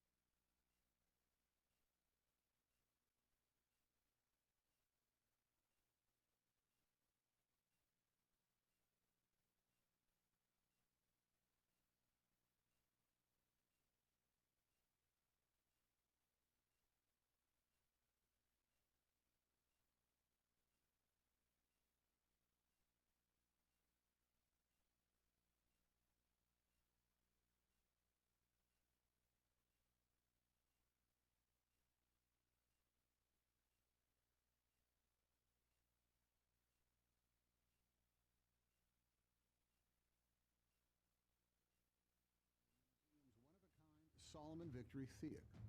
I'm proud to have served as executive producer of Beyond All Boundaries, and you can see it only at the National World War II Museum in New Orleans.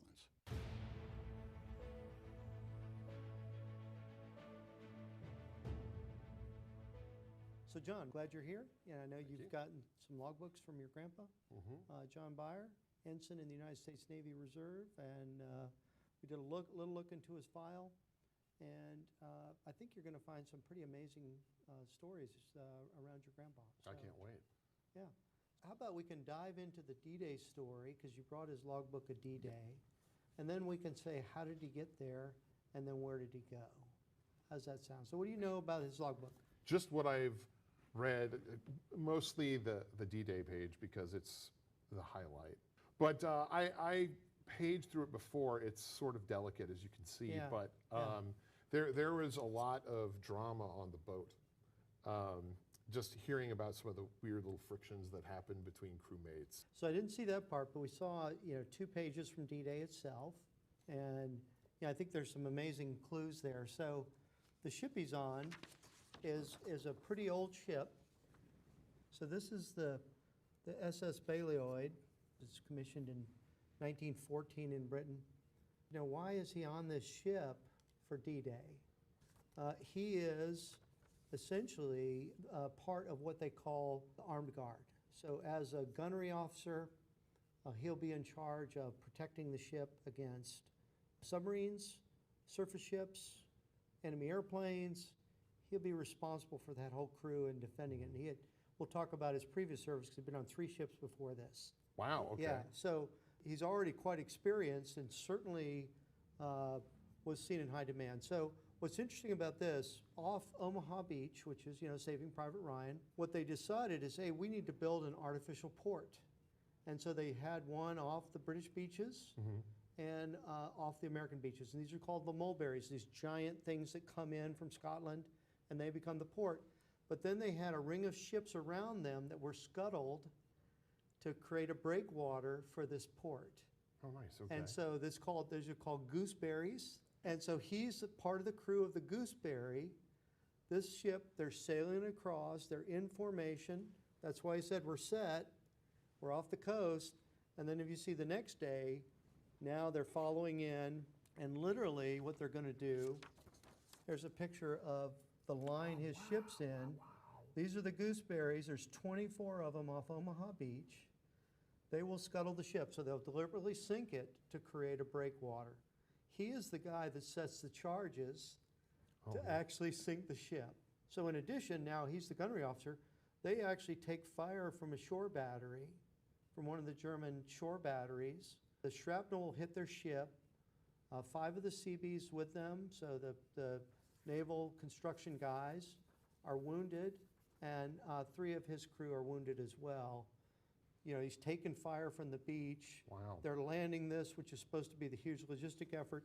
You see, you've got the Higgins boats right there. Like you come in, there they are. So you'd be moving the guys in and out. That's where the casualties would go as you go around. Okay. The day before, they're doing their training. So he's preparing everybody for their guns, their stations, but they're also doing gas drills. If you ever see the guys who land on D-Day have gas masks on, they're expecting the Germans potentially use poison gas on them. Sure. You're filling in a lot of gaps that I had very broad strokes understanding of. I knew that he had sunk the ship in order to mitigate, I guess, the chop that the Higgins boats were experiencing, which makes sense, but I didn't realize he was so close to it. I didn't realize he was taking it on fire.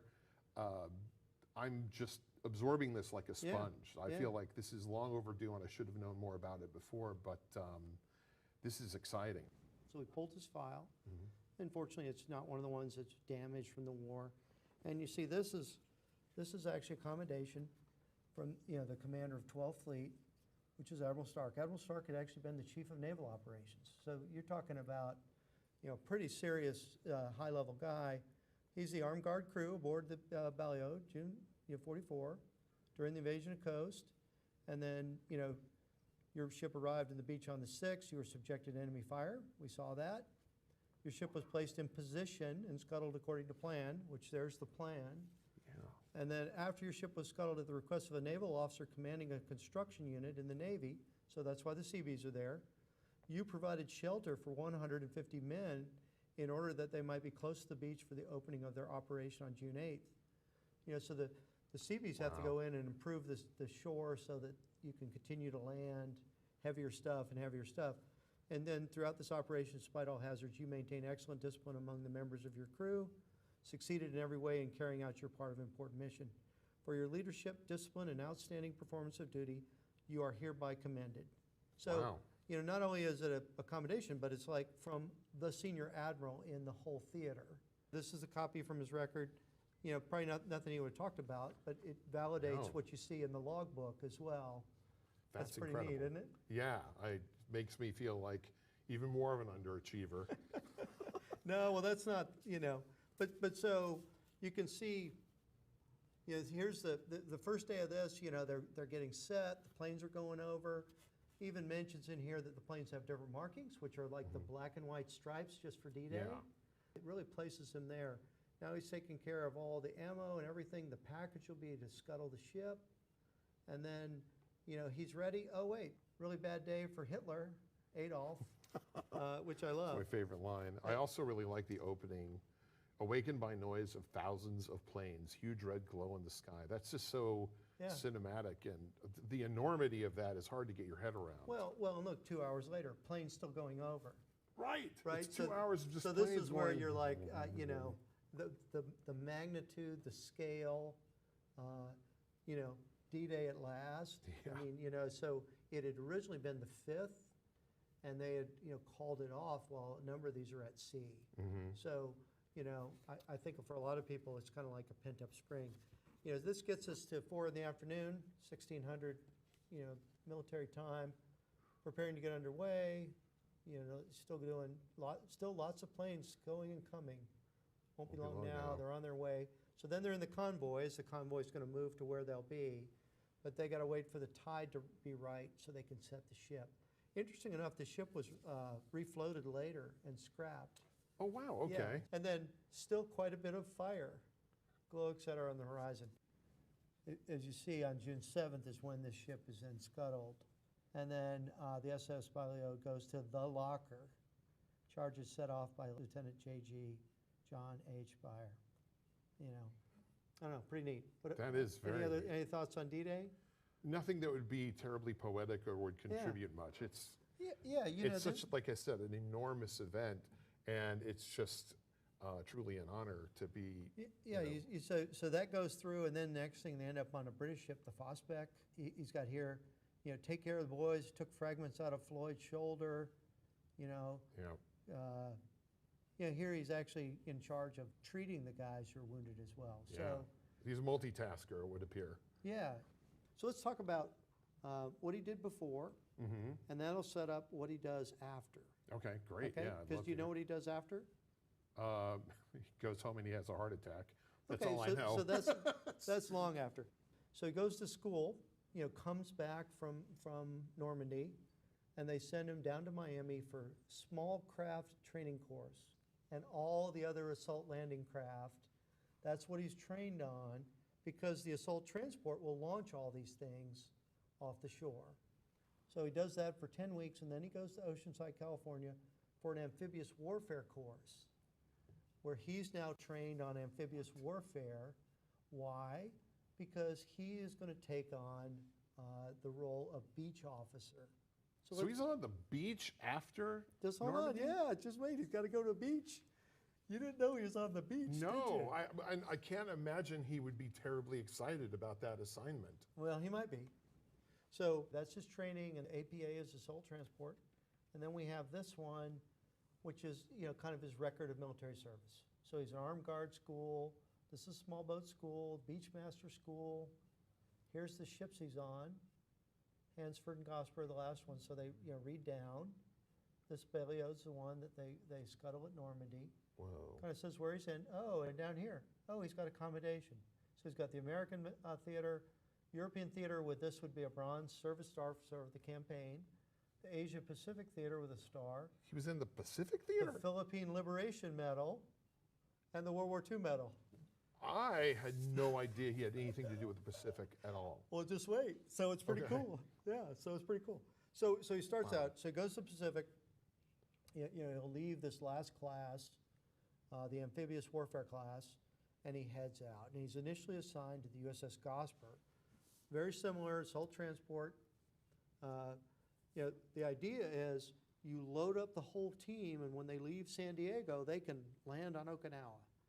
And they have all their Higgins boats. The idea is this would stop, maybe just outside of the enemy artillery range, let the Higgins boats down, and then they would go ashore. But now the beach control officer, where do you think he is? I mean, one would think on the beach. He's on the beach. So the beach control officer has to go in right away and then set up where the stuff goes. Where does this go? Oh, they're landing in the wrong place. These supplies have to go here. The tanks have to go over here. Here's where the wounded are placed. So someone has to manage that place called the assault landing beach. So let's start out. So he goes to the Gosport first. Can you imagine seeing what went on in D-Day and saying, I want to get closer to it? Well, yeah, and then they send him to school, and he really gets good at it. Wow, And then moves out. So the Gosper goes out just before Okinawa. Though they're going to reconfigure the Gosper to be a casualty evacuation. Two. Check. Which now trained on, the ship is now repurposed because they're expecting heavy casualties. Here it is leaving San Francisco. Your grandpa at the time was doing amphibious training in Oceanside. So really might have either, boarded up or right before that, literally as this ship is leaving into the Pacific. Once it gets out there, they'll go to the massive fleet harbor at Olathe. It's called Murder's Row. This is where you can fit almost 400 warships in one harbor. And so there they go, hey, we're going to need Test. to reconfigure this ship for casualties. And that's when he's going to join Give it a notch. the Hansford. Yeah. He's on board the What's it Hansford on when they now? cross the 12, equator. minus They 12? know they're heading, what'll be the Okinawa campaign. Turn it to 7. And then, the Yeah, two minus 7. subsequent invasions of Japan are supposed to be the largest amphibious operations ever. Two. Check. Yeah. Test. 1 2 1 2. Is he like a SEAL? Are SEALs even a thing? They don't What is exist it? yet. Okay. So there are some underwater demolition teams for the Navy. He would be more like, they're still beach masters, but you don't typically see this at such a large level. But Yeah. this is that transition from ship to shore, the transition from who's in command, it's really a pretty tough thing. And these ships are really structured literally to go into the assault and then launch the soldiers. And then someone's got to control them. Hey, we're ready for the next wave. The boats go back, pick up the next group of guys. They'll have little command and control boats on there. They'll have heavy equipment they're lowering on. It's a pretty elaborate operation as you do that. I noticed, here you brought the Neptune certificate. Yeah. I can talk about that kind of. Are you familiar with that ceremony at all? I only know very vaguely. It's like the Equator Club or something. It's just when you it's like after a certain number of nautical miles or time or distance, you get awarded this. Or Yeah. So in this case, the ships cross the equator, and for the Navy, this became a rite of passage. right. It also, in many ways, I think, allowed them to blow off some anxiety about where they're going. Yeah. Right? So think of it almost like an initiation or hazing ceremony where those sailors that have not crossed the equator are called polywogs. Okay. And they will be, you'll have these others, a court, dressed up as Neptune and other figures will be presiding over them. The new members of the crew that have not been across the equator would be judged then by this court and by the sailors that have. Okay. And so once you've done that, then you're fully kind of integrated within that. I was reading one testimony from a sailor. He thought that was his most memorable day of the war. I think your grandpa has some competition. Yeah, it sounds like it. So it may not seem like much to us, but you could see what it meant to those crew. Now I'm fully a member. Sure, yeah. Here's what we're heading for. We're all, kind of brothers in this endeavor as we go forward. a really powerful rite of passage, I think, as they move forward. Wow, that adds some significance to this. I'm Yeah, even more proud of him. So now he's on the Hansford. They're going to land at Okinawa. Wow, okay, so Okay. he was in Okinawa. Yeah, he's on Okinawa. He receives a commendation on Okinawa. I haven't seen the details of that commendation, but another commendation Okay, for being the executive officer, a beach master, the beach platoon. On the ship, he's also manning the 40 millimeter gun. He's responsible for the anti-aircraft guns. You know, this is kamikaze time. I mean, you've got, you know, Wow. several hundred American ships are hit and damaged or sunk off Okinawa. So to be the gunnery officer in addition to the beach officer, I mean, it's pretty, so I don't know, you know, could his commendation be for gunnery, for kamikazes, or could it be related? The ship is not hit by a kamikaze. maybe because he was at the guns. Yeah, but they do Sorry. have, you know, some barrels at sea. I mean, you know, certainly because Grandpa was at the gun. Yeah. And then, so then the campaign's underway, and then in the campaign, then they will evacuate wounded first to Saipan and then to the Big Fleet Harbor. And then on the 27th of May, they go into the Philippines. And so this is why he's part of the Philippines liberation. You know, the Japanese, through the rest of the war, you know, we don't think about the Philippines, but there's still 40,000 Japanese troops in the Philippines in September when they surrender. So the war in the Philippines is not over, even as, you know, Okinawa is settling down. And so then in the Philippines, they're going to prepare for the invasion of Japan. So that's kind of his set piece. You know, you've come back to the States for training, small craft, amphibious warfare, and now you're on one ship and they're, oh man, we got to convert this ship to evacuate casualties. We're talking about some serious casualties. So on the beach in Okinawa, you know, the largest landing in the Pacific at that point, and then they'll go into the liberation of the Philippines. And I don't know what the ship does and what the crew has them do in the liberation of the Philippines, but there are a series of amphibious operations around there. You know, might have even been resupplying units and things like that, you know, until the war's over. A lot of the combat had gone up into the mountainous areas by then, but you'd be moving troops around to get to the little islands in the Philippines so they could do stuff. So even though you're not in Okinawa, you still have some serious challenges that require that. So that's Grandpa's kind of service. I think it's pretty cool, you know. Yeah, we're in position on D-Day, but I mean, how many folks are in both theaters? You know, Liberation of the Philippines, right. Okinawa, D-Day, the Battle of the Atlantic. I mean, those are four major campaigns that Grandpa is pretty central to. It's like an all-star Axis tour. Yeah. I can't believe that he basically asked for seconds after D-Day. I feel like that. I mean, I barely was able to walk out of watching Saving Private Ryan with my head on straight. But to be like, okay, when can I go on the beach?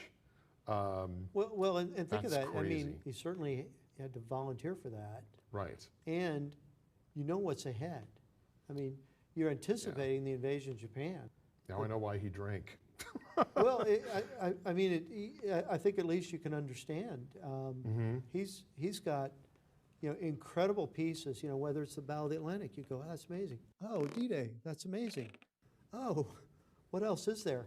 I think it's an amazing testament to, you know, great young Americans who have to go out and do incredible things, but more than once. You know, you have to do it again and again. So, I don't know, thoughts, questions? I'll tell you one interesting thought is, you know, the Higgins boat was created here in New Orleans.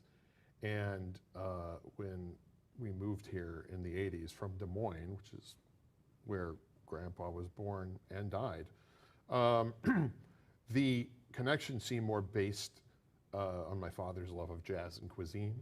And I just find it very interesting that there's actually a connection with, you know, my grandfather apparently went to school in Florida. He was in the Gulf Coast and was dealing with the Higgins boats. So the connection between my bloodline and this town feels even more significant, which is a weird sort of byproduct of this. There's so much the process and consider now that he's a hero in multiple theaters, but that's kind of cool too. Think about how many times he would have been on the Higgins boats that were built here in town. Yeah, You know, exactly. They built over 20,000 of them here. Mm-hmm. Without those boats, you can't assault these shores. Yeah. And, you know, so you probably think of the hundreds of Higgins boats built in New Orleans that he oversaw, supervised, managed, loaded, and just to find somebody who's in the Philippines, Okinawa, and you know, Normandy is a pretty incredible piece. And at each point, you know, you could kind of say it's unsung, but he's got two commendations, a commendation for Okinawa and a commendation for Normandy. So I think it speaks volumes about his leadership, his competence, his ability to inspire one. We saw in here, he's taking care of his wounded guys. So, you know, I mean, how they would have perceived him as well, I think, comes out in the record. You've given me a tremendous gift. Thank you so much. And since you bear his name, yeah. I mean, it's kind of a cool, you know, kind of a piece there. I mean, looks super serious, I can imagine. He does. You know, that sounds like the person with that record. Right. You know, You're not going to give that guy lip. Yeah, and I think in each case, it seems to me that it's not accidental that they've chosen him to be in these spots. You know, these are tasks that really do require individuals of character and leadership. It's pretty inspiring. I was motivated just looking through the record, and I know you are too. But Absolutely. You've given me a tremendous gift. I can't thank you enough. Thank you. Yeah, you're most welcome. Appreciate it. Pleasure to meet you. Likewise.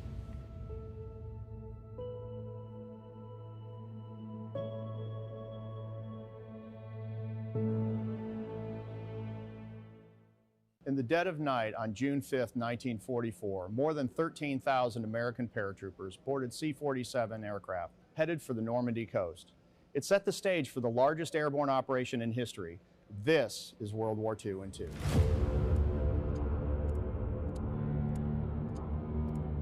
I'm Pete Crane at the National World War II Museum in New Orleans. The plan for the invasion of Normandy of June 6, 1944 was unprecedented in scale and complexity.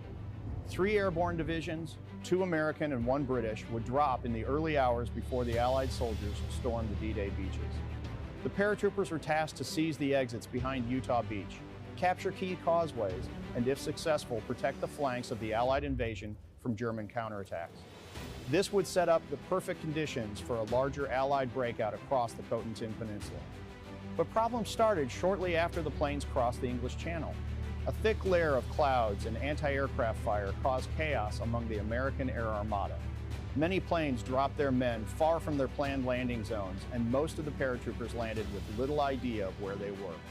But the Germans were just as confused, and this disrupted their counterattacks. In the dark, little groups of paratroopers from different divisions intermixed, and many small battles erupted across the French countryside.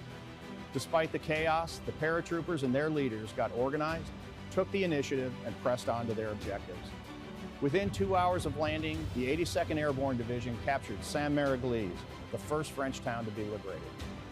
By 1 p.m., the 101st Airborne Division captured the 4 causeways behind Utah Beach, securing an exit route for the 4th Infantry Division, who landed earlier that morning.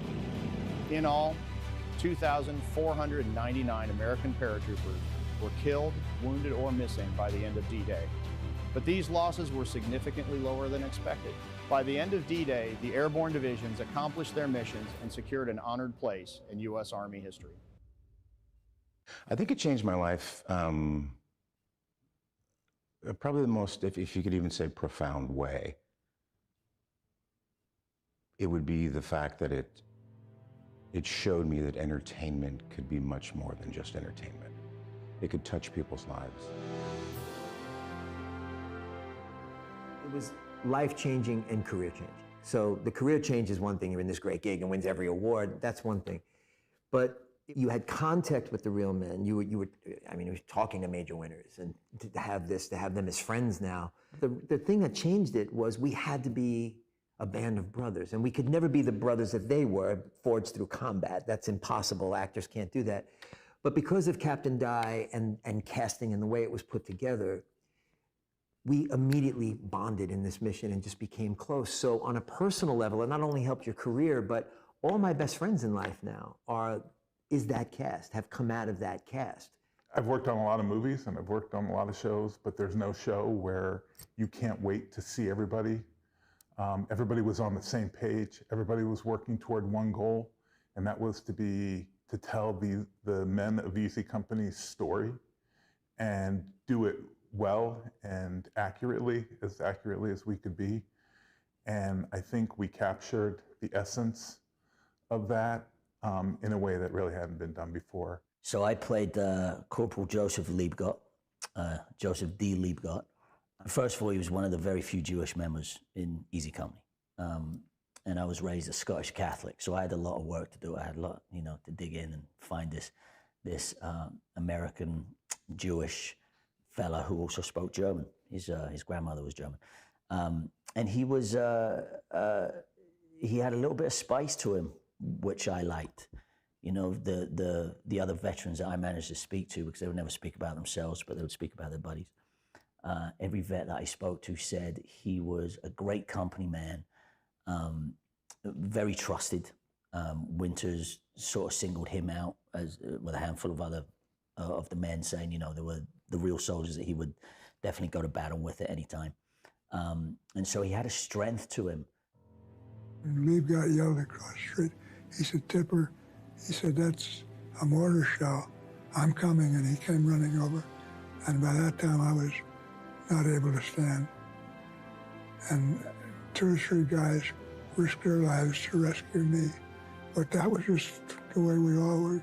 What did I expect? I was not surprised that they would risk their lives. I was just the way you did things in that group. The highest honor you can ever be given is to have a person's legacy put in your hands. So when you're talking to these people and when you know they are going to be at that premiere, these aren't people from the Civil War that have been dead 100 years. They're going to see this. You're going to have to answer to them. You empty. You give it everything he's got. And it changes you as an actor. It changes you as a man. It changes you as a citizen. It changes you in every way. And you see, how what they fight for still holds up today. We dropped on a Sunday afternoon, and I spoke on air, I'll tell you. They called us the Angels, because of being Sunday, they were all in Mass, coming out of church, and, and the crowds didn't know we were there. People really have to come down here. It's a noble place. It's noble work what everyone's doing here to keep these stories alive, and the commitment that you all have to it. People need to come here and see it. It's fantastic.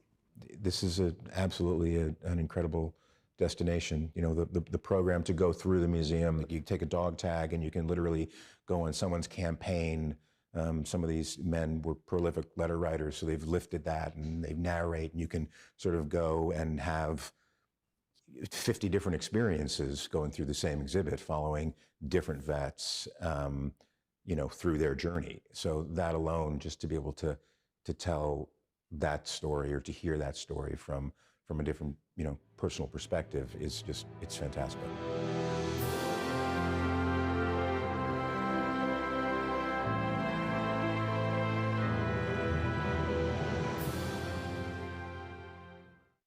Are you willing to undertake a dangerous mission for the United States? Today's threat to our national security is not a matter of military weapons alone. We know of new methods of attack. The Trojan horse, the fifth column. Our war program, the most unprecedented in history, calls not only for the production of tanks and guns, planes and ships, but also for the building of a defense against enemy agents within our borders. Enemy agents who've been sent to this country to disrupt our industries, destroy our morale, and damage the impact of our fighting armies. Spies, saboteurs, and traitors. These dividing forces are undiluted poison.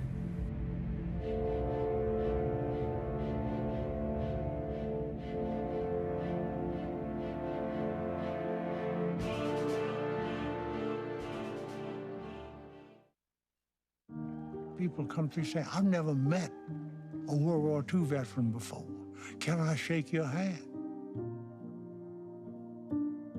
The mission of the National World War II Museum is to tell the story of the American experience in World War II. Why did we fight the war? How did we win it? And why that will continue to have relevance for generations to come. I hope people take away a real feeling of appreciation for the sacrifices that were made. It's something that everybody should see, and it gives them an idea of what the war was like. Thousands and thousands of people know a little bit more about our history, and that's a good thing. They constantly are even adding more and more, which is just amazing. They were there. It was their war. To see the joy on their face when they come through the doors, that never gets old. The History Channel is proud to support the work of the National World War II Museum.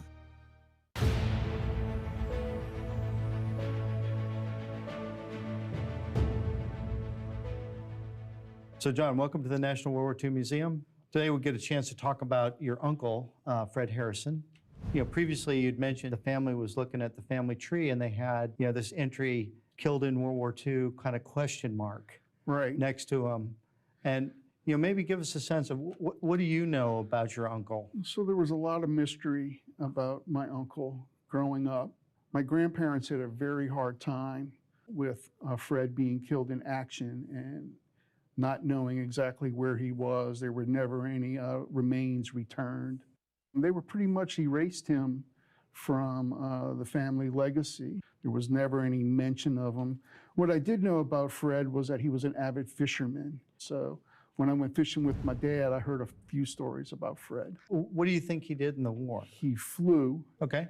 I don't know what his MO was on the plane, but I knew he was on a plane. Okay. The plane went down, but I'm not sure if it was the European theater or if it was the Asian theater. Yeah. So very vague on all of those details. Okay. I think our task here is to bring to life Fred's service as much as we can, and I think you're going to be amazed by it. His record is one of the ones that's burned in the archives fire, you know, unfortunately, and so kind of had to sleuth even farther. How do we recreate, you know, his experience in a way? We'll start out. He's not in the European theater at all. Okay. He's on a B-24 bomber, 4-engine bomber. We'll talk about that in a minute. He's a navigator, and he's assigned in the Pacific. And you have no idea where in the Pacific? Correct. Okay. You know, give you kind of an orientation. You know, Australia, New Guinea, Philippines, and the Netherlands, East Indies. You know, with Japan farther north, and then. So let me ask you: was he Army or Navy or Air Force? Here we go. He is Army Air Corps. Army Air Forces are part of the Army, and then after the war, they'll break off.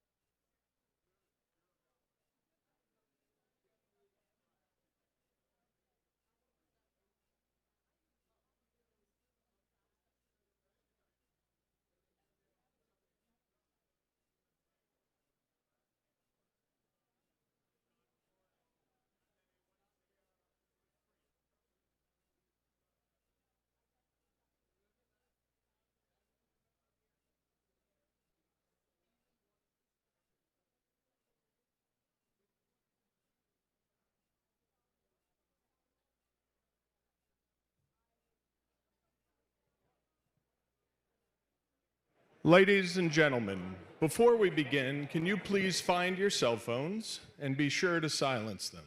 Thank you.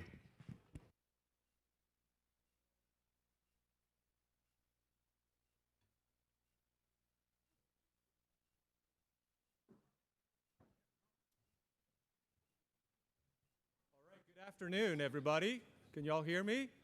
Yes. Well, hello, ladies and gentlemen. I'm Stephen Watson, and I have the privilege of being the president and CEO here at the National World War II Museum, and it is great to have you all here at the Higgins Hotel and Conference Center for our Band of Brothers 25th Anniversary Symposium, and I hope you enjoyed our first session and that you've enjoyed your time exploring our campus over the last couple days. Earlier this afternoon, I think many of you attended our first panel session focused on the technical aspects of Band of Brothers and how it portrayed the training and the combat of the series. And I just want to compliment Dr. Bell for leading a wonderful session to get us started here today. So thank you again, Mike. So throughout the program, we'll continue to reflect on the different aspects of this monumental series, which has done so much, as you all know, to ensure that the important history of World War II and those who fought in it is never forgotten. And of course, we're all gathered here this weekend, and we're proud to remember the men of the 506 Parachute Infantry Regiment, the real Easy Company, who trained, fought, and suffered together during World War II. It's the bond that they formed over 80 years ago, and their commitment to staying connected through the post-war is what made them a true band of brothers. And of course, it's why we are all here today. I know that we have some family members of Easy Company veterans here with us this weekend, and I would like to start by asking you all to wave or stand to be recognized. Thank you.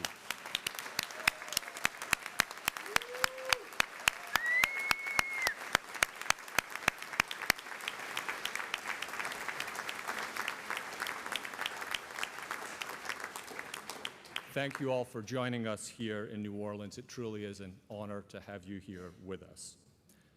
I'd also like to follow a museum tradition, and that is recognize all other veterans or active duty service members who are here with us this evening. Please again stand or wave and be recognized for your service to our country.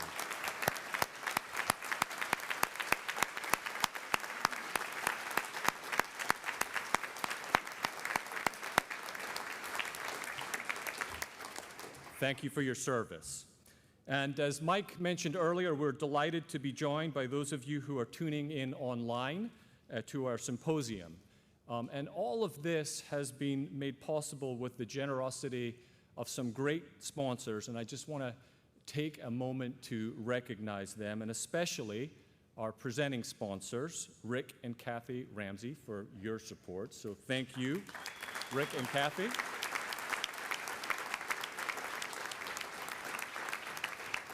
And I think Rick and Kathy are like many of you in this room. They got started in their relationship with the museum through a visit, then a travel program, then another travel program. Then they got to know Sarah and Jeremy and Darcy. They came to the conference, and we have been hooked at the hip for the last 15 years since Rick took that first trip in 2012. And Rick even went and got his master's degree through our program at Arizona State. So Rick and Kathy, thank you again for being here, for your support, and helping make this special weekend possible.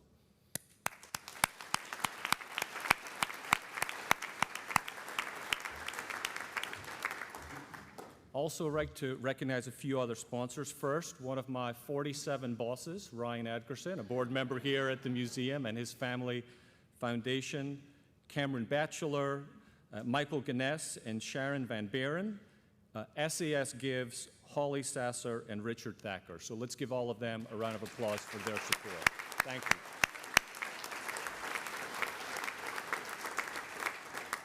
So I think everyone probably in this room here today knows that the museum's connections to Band of Brothers runs very deep and goes all the way back to our founder, Stephen Ambrose, who famously hunted down the veterans of Easy Company when they had their reunion right here in New Orleans in 1988.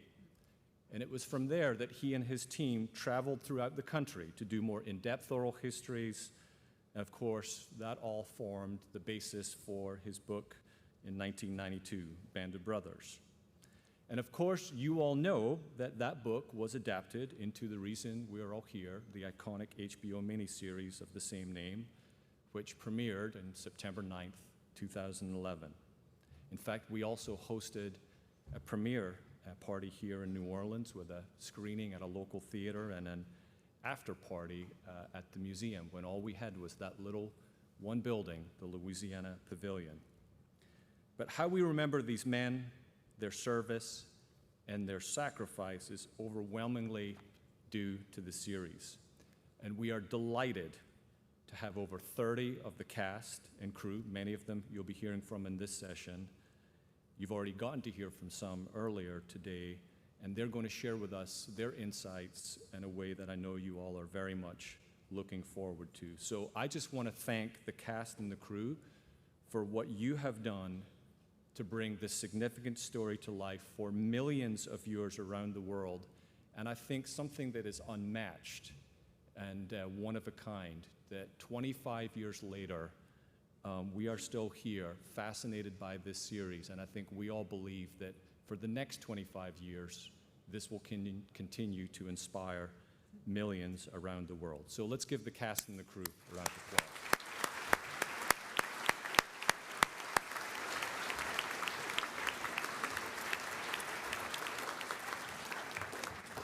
And I appreciate everyone making the time to be here in New Orleans, and to all of you. We wanted to make it especially difficult to do this by having a conference in New Orleans the first week of August, just at the peak of heat and humidity. So the fact that everyone came to August, the end of July, beginning of August, also is quite extraordinary. Just a few other folks I want to acknowledge, and then I will get out of the way and let the folks that you're here to listen to get on with the session. But our 5-star Patriot Circle Society members and all of our Patriot Circle members who sustain our museum every single day, thank you for your support, and also for your belief in our mission and the work that we do. And I'm going to go off script a little bit here, just very briefly, because Mike's going to close out, and I want to at least take a moment to just acknowledge the extraordinary staff that we have here at the National World War II Museum and the Higgins Hotel and Conference Center. I know many of you have gotten to know our team personally. I'm going to name a few: Mike Bell, that you just heard from, Jeremy Collins, Sarah Kirksey, Darcy, Carl, but everyone on our crew that takes their work so importantly, they're passionate. If you would give our team a round of applause for their wonderful work.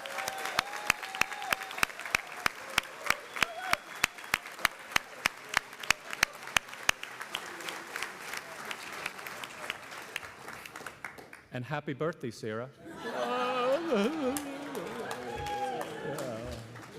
And you're included in that too, Lamont. So, yeah. Okay.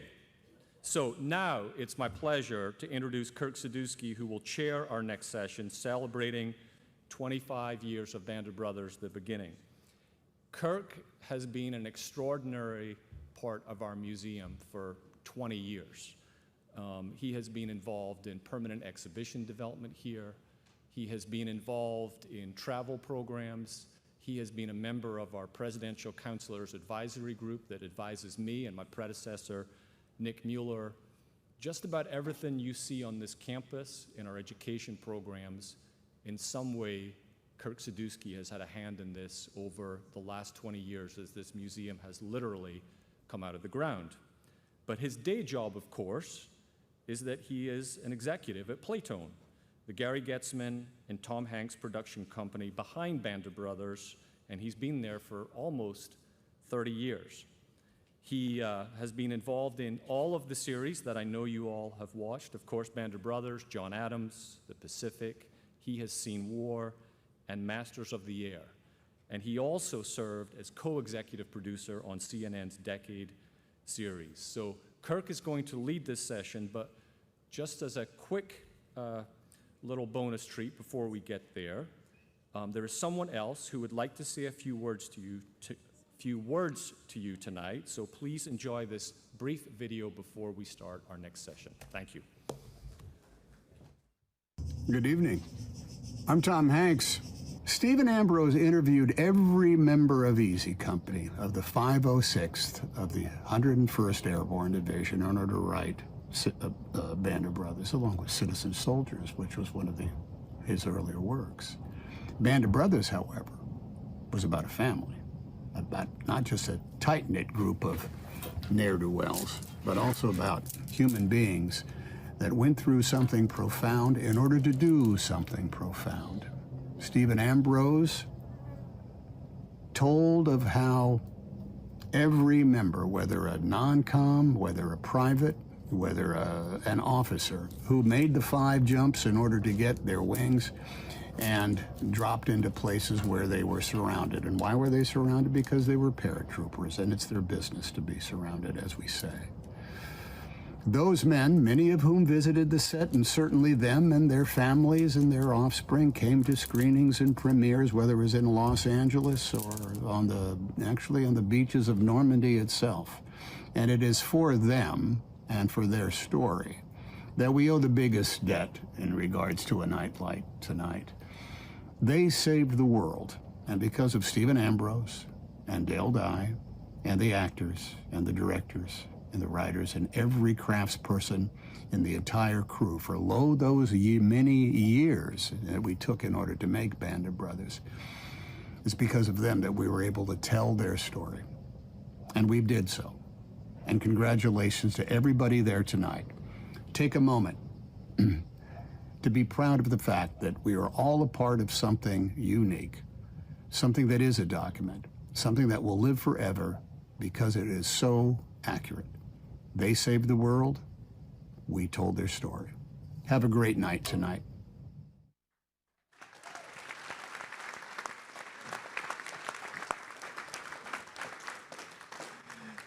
Thank you, everybody, and thank you, Tom. As he said, they saved the world. We told their story. I'm going to start tonight. Well, first of all, this is just the beginning. Tomorrow we have 3 panels, including an actors' roundtable, where the actors will just talk amongst themselves, and we'll all benefit from that. I'm going to have everyone here. Tonight we're going to basically talk about how did this begin? How and why did Band of Brothers come about? You've got the people here and actually throughout who helped put it together. And then tomorrow we'll talk about the doing of it. I want to start, and then I'm going to have everyone introduce themselves. And basically, I played Frank Bercani. I was casting director. I wrote whatever episode it was. I'm going to start, though, with the fact that we've all come to understand is a part of the phenomenon of Band of Brothers. I usually ask people this question. I think most of you will probably know the answer, so I'll answer it for us. When did Band of Brothers premiere exactly? Do you remember? September 9th, 2001. And I think everyone here, everyone involved with the production understands that that's part of the success, but more importantly, the legacy of Band of Brothers. Because for those couple of months after the attacks, America could tune into America at its best, what America's capable of when it's challenged. And we saw it, and this was by coincidence. We couldn't have known, maybe Tom knew, but we couldn't have known, of course. But we open every episode with Richard Winters, Carwood Lipton, Shifty Powers, Popeye Wynn, etc. So, excuse me. So when you tuned in, you were tuning into literally the best America has. With that, I'm going to just go down the rows and ask everyone, please identify yourself and your part in Band of Brothers. Please, Jimmy. Hello, everybody. My name is James Matteo, and I had the great honor of portraying Frank Bercanti. Hello, my name's Dexter Fletcher, and I played Staff Sergeant Johnny Martin. Hi, everyone. My name is Eric Bork, and I was a supervising producer and writer. My name is Eric Shenderson. I was lead writer and supervising producer. Hello, I'm Ross McCall. I played Joe Liebgott. Hi, everyone. I'm Tony Toe, and I'm one of the producers on Band of Brothers.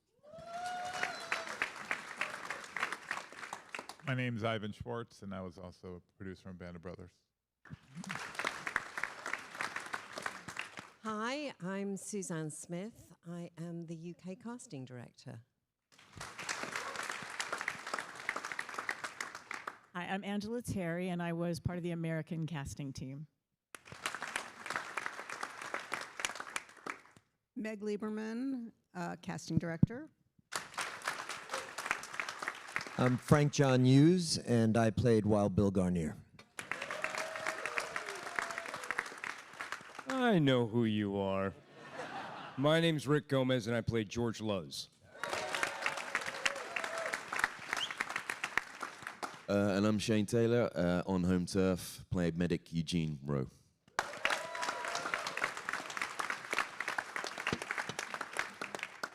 Thank you, guys. And there are more of us, Amy and Jen and Bruce and Dale. There are more people who will be on more panels tomorrow, so this is just the beginning. Let's start. We were talking backstage, and we were trying to get the chronology right, because this isn't just, for us, isn't just 25 years ago. This is like 27 years ago. So we're trying to figure the chronology out. So everyone, Tony's going to keep me honest. You guys are going to, Angela and Jen and Amy are going to keep us honest. But what I remember is after Saving Private Ryan was such a huge success and really was a culturally changing movie. You know, I've said, I used to teach a class at UCLA on adapting nonfiction. And when we did the World War II class, I would say the Saving Private Ryan changed the culture, not just the cinema culture, but the culture of the United States in that first half hour. Because when the Higgins boats landed at Omaha Beach and that ramp went down, and then it was bing, bing, bing, bing, and 4 guys were dead. We had never seen that before. We had never seen combat portrayed with that kind of candor. And what we discovered when we were doing Band of Brothers, and we're going to get into all of these different topics, but the cliche had been, and not a cliche, it was true. We were talking about it last night as well. That the men, whether you were a paratrooper in Europe, a Marine on Guadalcanal, a sailor in the Philippine Sea, et cetera, you probably didn't tell many people about it. You just didn't talk about it. There were some exceptions, but by and large. And I think as I got to know, and as we got to know a lot of the men from Easy Company, and we would all ask, well, why didn't you talk about it? We live in such a different generation. We want to talk about everything. We want to confess everything. We want to take credit for everything. They didn't. And I discovered there were two reasons they wouldn't talk. One was, and I remember one gentleman in particular at one of the reunions told me, why would I tell the people I love most about the worst things I've ever seen? And in some cases had to do. The one gentleman in Denver said to me, okay, you leave here tonight, and when you walk out the front door, you see a fatal car accident. Would you go home and tell your wife, your children, your best friend, your mother, your father, would you describe it to them? No, of course not. The other reason, and I think this was even more common, was if you weren't there, you couldn't understand. And that's why I think they had the reunions. They wanted to talk about it, but essentially with each other. But here's where we get to Private Ryan. a lot of the men and their families told us that when they saw how the country responded to Saving Private Ryan, the candor in which it portrayed combat, that the American people were ready to see a non-sanitized, as unsanitized. Of course, it's film. Of course, this isn't really combat, but as close as it could possibly be. And people embraced it. And so many of the Easy Company veterans said, once we saw that the American public was ready to see something other than the Audie Murphy version, we're going to talk about it. So let's start. I think I remember, and Tony, please just jump in. So when Saving Private Ryan was such a success, Tom's agent, Richard Lovett at Creative Artists Agency, suggested, hey, there's a Stephen Ambrose book called Citizen Soldiers.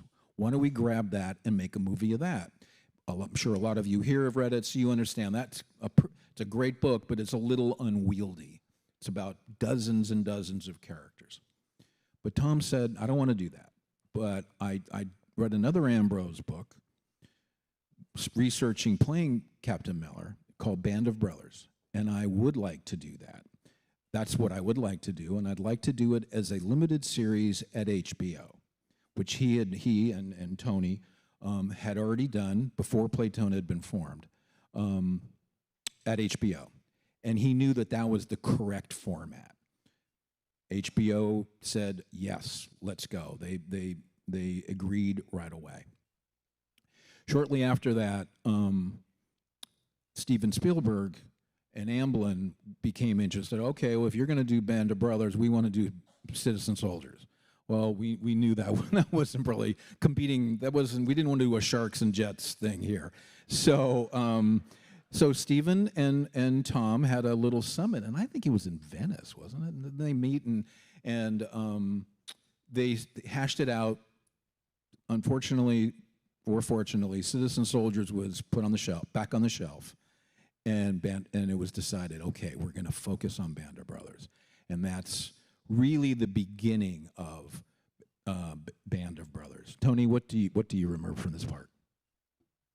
I think that's exactly it, Kirk. They both wanted, from their experience of Saving Private Ryan, they knew there were deeper stories to tell, more characters to explore, and the experience of war couldn't really be captured in a 2-hour movie. I think that's when they decided they wanted to tell and celebrate the story of the greatest generation. And I think the choice of Band of Brothers was because it was such an emotional journey as opposed to Citizen Soldier, which was a big sprawling. It was like a big survey course of World War II. And that's when I think I want to hand it over to Eric Jenderson. Well, I'll get to Eric. Yeah. Believe me, I'll get to Eric. But yes, yeah, go ahead. I think you have it correct. So continue with Eric. And just before Eric, I'll get to you. I think, and the reason I know that Tom said it in the intro here, because Band of Brothers is a family. Easy Company was a family. This is a family story. It's a lot of things, and it's a family story, and it's also, and as my good friend Bruce McKenna said at the time, it's a love story. It's a love story about a group of guys who at the beginning of the tale wouldn't have chanced a cup of coffee. By the end of the tale, they're willing to die for each other. That's the story. So we were tasked at Playtone. So the first thing, we had to do 2 things right away. One is identify a screenwriter. Who's going to help us adapt Stephen Ambrose's great book?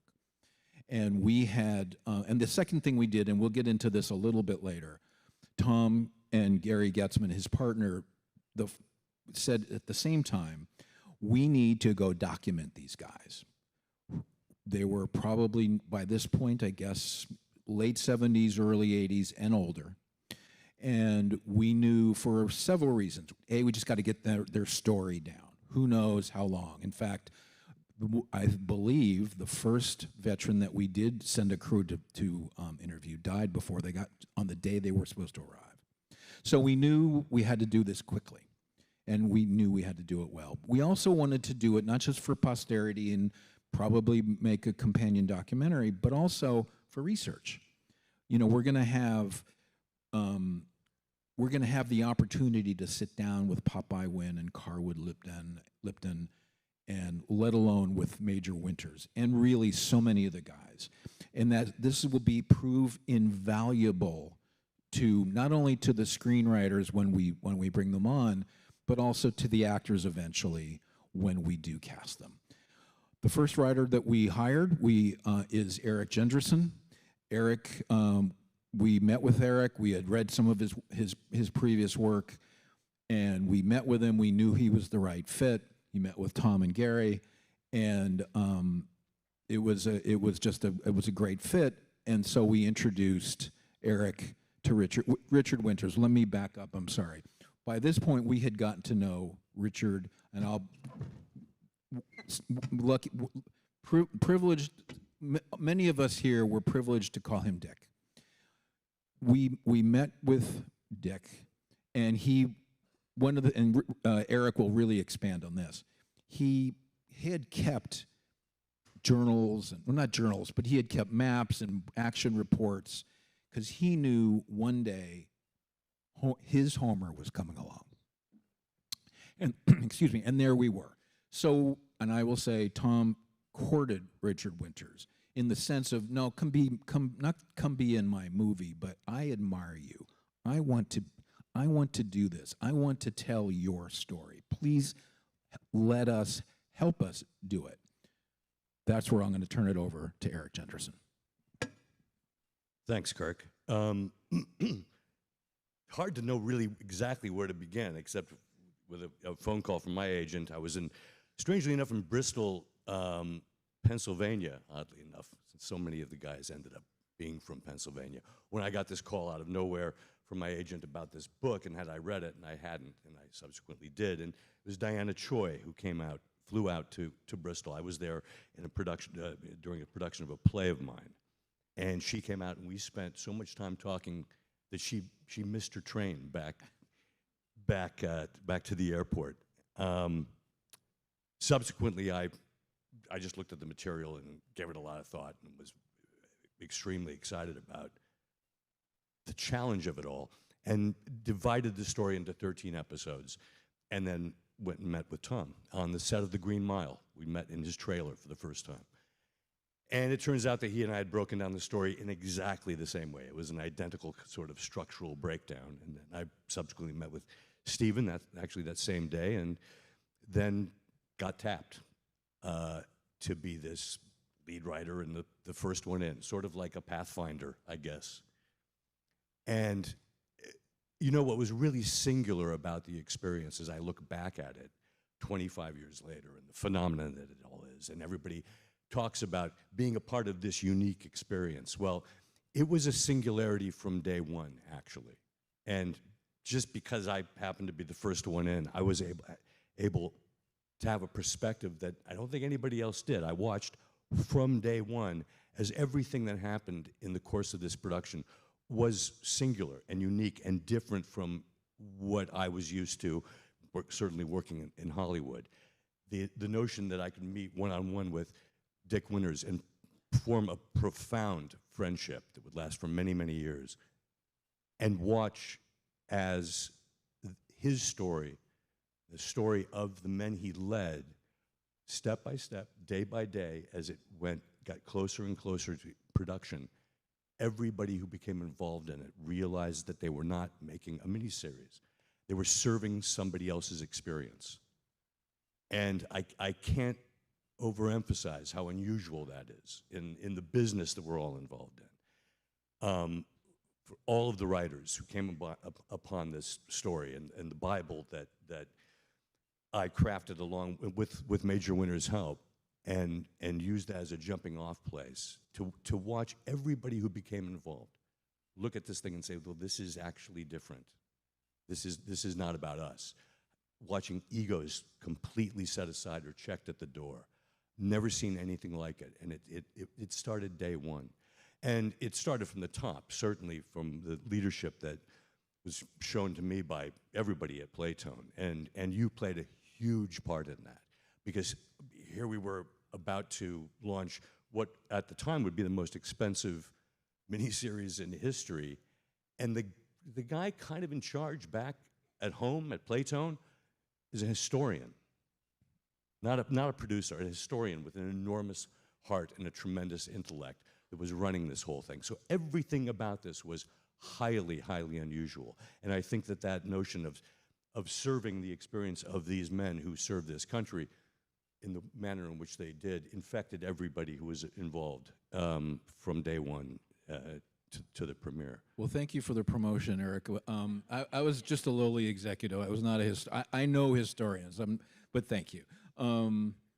Eric, you worked very closely with Tom in those days. Tell us, I'm Eric Bork, I'm sorry. You were working so closely with Tom on some other projects. What do you remember from that very early time? Well, for me and those of us here that worked on From the Earth to the Moon, which includes Tony Toe, who's my mentor on that, we had done this one big miniseries, and then Tom wanted to do another, and it was going to be this whole different thing because Steven was involved. And in the early days, I was working on other projects and had an office at Playtone and wasn't necessarily going to be involved with Band of Brothers, but there's a chance that I might be, and Tom wanted me to. And so while Eric was working on the Bible, my involvement, I remember for a long time, was unclear what it was going to be, but I knew it was going to be a massive project that chances are I would end up involved in some way. And then Tony came on board, who also I think was supposed to be doing something else, and Tom said, "Can you do this?" As I recall. Yeah, so Tony, then now Eric's on board. Eric, you're there at the office at the Playtone offices in Santa Monica. Now this looks like this is going to happen. So you had the experience with Tom on Earth to the Moon, and again, Earth to the Moon was prior to Playtone's formation, but it was right after that Tom and Gary formed Playtone, and this was really unique. This was our first production. This is the first thing we attempted to do. But because of your relationship with both Tom and Gary, I know they called you and said, "Hey, we've got this big thing. You did Earth to the Moon, and this is going to be even bigger in scope and a little bit different format." Tell us of your experience, Tony. I think I was in a wheat field directing in Canada, and my mobile rang, and on the other end was Tom Hanks going, where the heck are you?" And I said, "I'm middle of a wheat field in Canada." And he said, "We got the first Bible in from Eric, and we'd like you to come back and take a look at it and help us and be part of this." And when Tom calls, nobody can really refuse. Regardless of where you are. And I have to say, Eric and everybody talks about this project and how it comes from the top. Tom really threw himself into this project, unlike any other project I have ever seen him do. He may not have been in front of the camera, but he was there in England. He looked at every script, at every page, at every scene, at every character. He was the reader in every casting session that we had with Meg, Terry. Thank you. Sorry. That's why we have actors. And I think part of that passion and that commitment to the real men of Easy Company just trickled down to each and every one of us. Yeah, I'm glad you said the devotion to the real men. We're going to talk all weekend about the guys, especially when we start talking to Dexter and to Jimmy and Frank and Rick, everybody, because some of them got to know. I know Dexter. I know you met John, and you became very good friends with Frank, Jim. So we'll talk more about that. We will get to that, but we have to obviously start with Major Winters, and he was such from the start. He was still in 1998. He was still the company commander, even though by the end of the series he's now at regiment. He was still the company commander, and again, as we get into the stories of how he did the filming of the veterans and the documentary, we'll get more into that. But one of the other first things we did is Eric got to know Major Winters.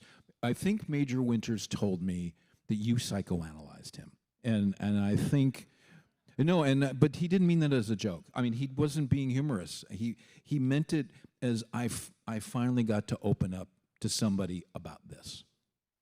Yeah, that's really true. And if you knew him, for a gentleman like Winters to open up was really quite remarkable. And I should mention also that, you know, the publication of the book had inspired a lot of the veterans to remember and remember more and dig deeper into their footlockers, metaphorically, and find letters and journal entries and diaries and things that Ambrose didn't have. And they sent it all to Winters. Winters' little office at the top of the stairs there was the company headquarters. It was the nexus for all of that material, because the guys just sent it all to him. So when I finally showed up that first day, and that first weekend that I spent with him, I walked away with, I think it was 8 boxes worth of material, and most of it was new material that the publication of the book had inspired. So there was all of this fresh stuff to work with, you know, and it was about, I think it was about 8 months of focusing on it and working on it and getting to know it and understand it until I felt as though it lived in me like my own memory. Right. Before starting to commence with the Bible, and then having the ability to, first of all, he and I strangely just hit it off sort of from day one. I think we have very similar senses of humor, and he understood very early on that we were trying to do something different. And once his trust was gained, then he was the most extraordinarily forthcoming man I've ever met. And the amount of, he was so deeply personally involved in the crafting of all this. And the nature of the relationship was, it was daily, multiple times a day. We would have long conversations about every single aspect and every detail. And it was never about him. It was all about the experience of the men. And then I'm gonna want to go to Ivan, but I've been asked so many times. You have, I know you have.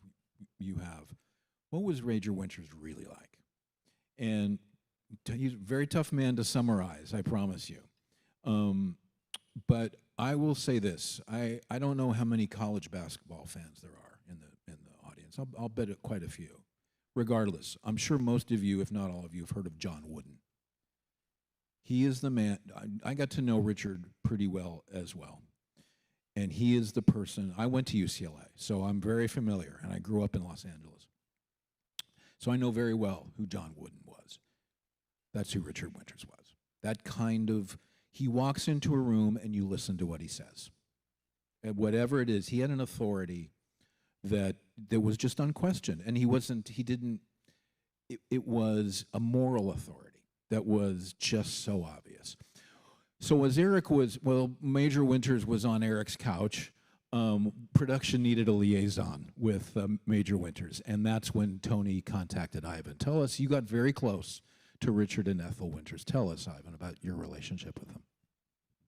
I mean, I agree. He was a tough man he didn't let you in right away. And so I had to prove myself.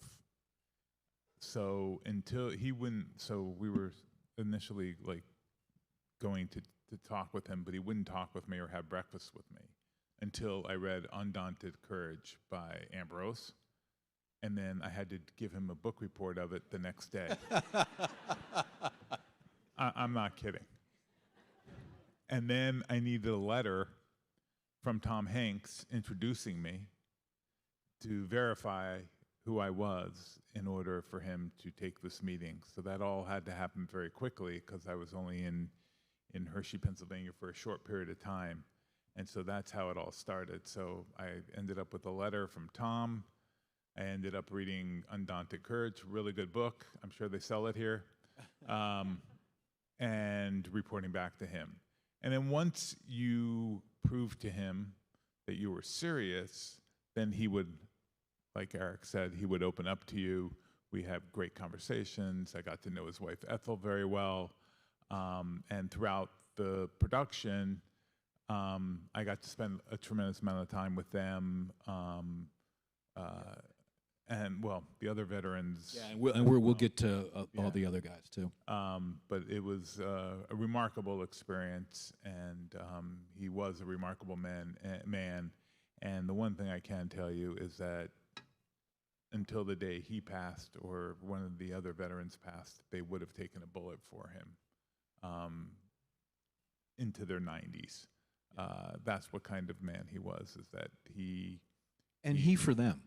And he for them. He would have taken one for them as well. Yeah, but he was behind the lines, so he wouldn't have been shot at. No, but they would have, and I heard that over and over and over again. What his Major Winters think, and it was really amazing to see that what his legacy ended up being. Speaking of the other veterans, so as I mentioned, we one of the first things we did, we really kind of co-determinant as we were meeting Eric Chenderson, was to send a film crew to Dick's farm, to Carwood Lipton's home in West Virginia, Shifty Power's home in North Carolina, Don Malarkey in Oregon, et cetera, et cetera. And we sent around a gentleman, a director by the name of Mark Cowan, and his two colleagues, Jody Burke and Will Richter. And they went to a lot of the homes. And this is our first contact. I mean, we had gotten to know Major Winters, but this is our first contact with them, and more importantly, their first contact with us, and can they trust us? And this is Hollywood, oh my God.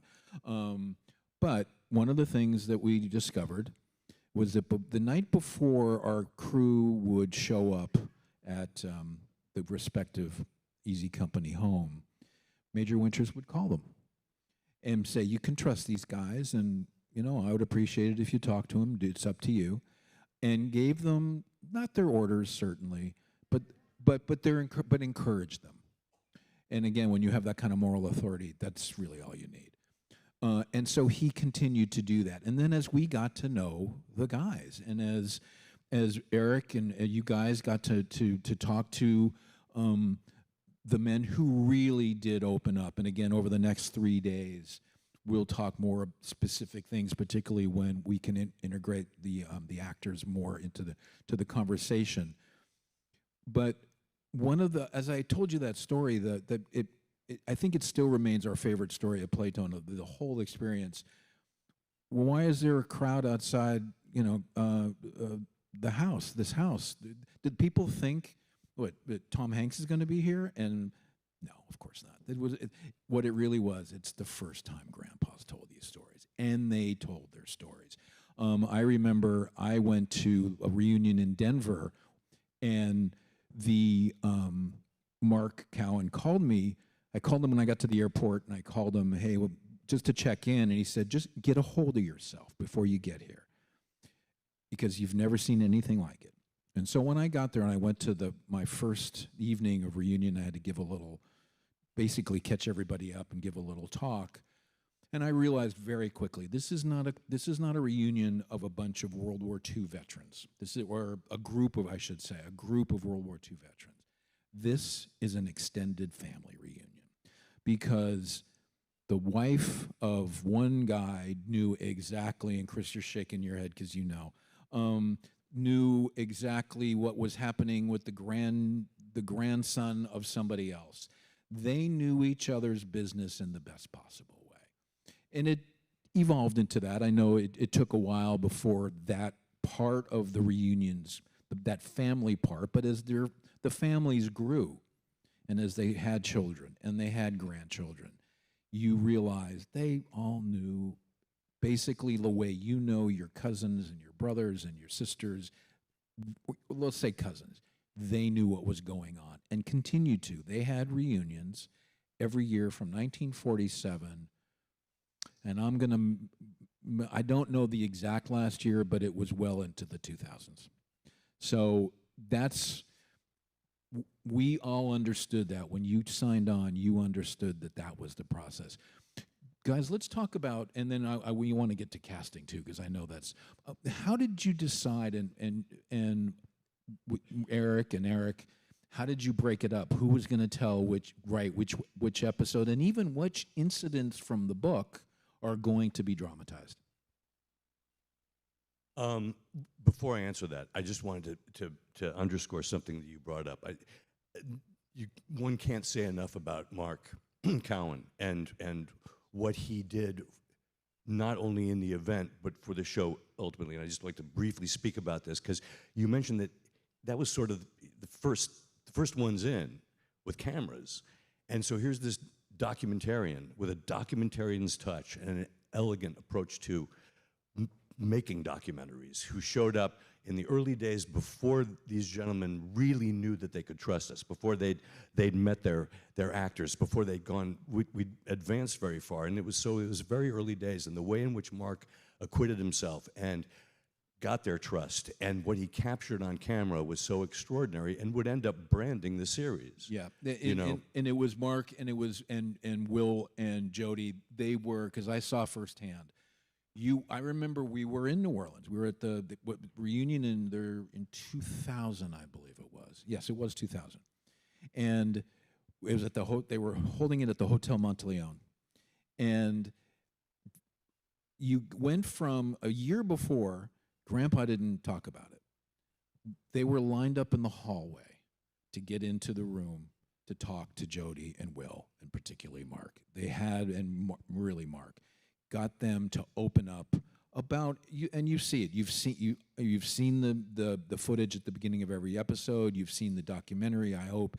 You see how Babe Heffron responds so emotionally. You see how emotional Carwood Lipton gets, and you helped with the interviews with Winters, I know. You see how emotional Richard Winters got, and we can all tell you that was not his normal. That was not his. He was very emotional. He obviously kept his emotions in, and he was an emotional man. But he did not reveal them easily. But how did? So tell us, how did you break up the? It was 26 years ago, Kirk. So my memory of what happened was after the Bible was done, and then there was this moment of, well, who's going to do this? And there was a moment in which I think it was considered that I was going to write the whole damn thing, which was not possible. And that was very, very clear from jump. And I think actually because Gary had worked with them on something in the past, Emax Fry was the first writer to come in. Let me take it from here just for a second. Okay. So our band of writers was beginning with Eric Jenderson, Eric Bork, who had already had a very close working relationship with Tom. Max Fry, who had worked with Gary on a previous project. But then Tom said, I would really like to get some young writers who have not been produced yet. They obviously have to be good and talented, but let's give them a shot, because that's who these guys were. That's who was up. That's who Easy Company was. These guys, they'd never jumped into combat before. So Eric, Bruce McKenna, John Orloff, and John Orloff, John Orloff, of course. So that's when, and then Eric kind of was the company commander, and away you guys went. Right, and so I was given my choice of which episodes I wanted to write, and I specifically chose episode 1, 5, and 10, the beginning, the middle, and the end. And especially episode 5, because I knew it was Winters-centric, and it was that crossroads moment, and it was going to be the most intimate attempt to tell his story, and it was going to be dicey for him. So that was my responsibility as his friend, to make sure that I had my hands on that one. And then I think it was just a pretty democratic system of who wants to write what. Right. And I remember John really wanting to write episode 2. The D-Day episode, yeah. And 9, and Bruce. Well, that's not really true. That's not true, Bruce. That's not Come true on. because you went right after Bastogne. But go ahead, sir. I'm sorry. No, and actually Max wanted to write I think the trickiest episode in many ways. The Carentan, yeah. The Carentan episode. But I want to get to. I want to involve more of us here on this. So, and this will keep coming out, the creation. So we do get these scripts eventually, and now it's up to you, Meg, and Angela and Suzanne. It's up to you guys. Tell us a little bit about that. How did you match everybody from Damian Lewis to to Frank, John Hughes, and Bill? Tell us about that process. And I know Tom and Stephen to an extent, but I know Tom, how involved he was in the casting. Well, in the beginning, all I had was photos of the men, of the real guys. We also had, we had all their bios, but they were really short. They were like 2 sentences. It sort of gave you sort of clues to what clues to who they were. And then we had a scene, the role of Jones, that I think Eric wrote. That's your And Eric Bork wrote. and that was for episode 8 that turned out to be the last episode that Tony directed. But that was it. And basically, from just the descriptions of where everyone was born and, their background before they joined up, we read people and sort of figured out from that who could be somebody in this show. There were certain criteria that they had to fulfill. They had to, in casting, you have to have someone you can afford. You have someone who wants to go to the UK for 10 months. They have to want to, they had to want to go to boot camp. And we will be talking about boot camp. Not everybody was right for this show. I only had one actor that backed out after our mix and match session that after Stephen and Tom had seen him, they decided he didn't want to go. But there were, they had a feel of the period. That was also the other really important thing. They couldn't be like an actor that would say, "Hey man," or whatever. They had to have, they had to be. It was a certain type of person. And my background from casting a lot of shows, like I cast Fame before that, and I cast the Wonder Years and stuff. So I knew a lot of these. I knew a lot of the young actors, and I knew a number of the people that wound up getting cast in the show. But as time went on and we started getting more and more material, Tony can speak better to the timeline because it is a long time ago. But that's basically, it was great because the best part of casting is making discoveries from my point of view.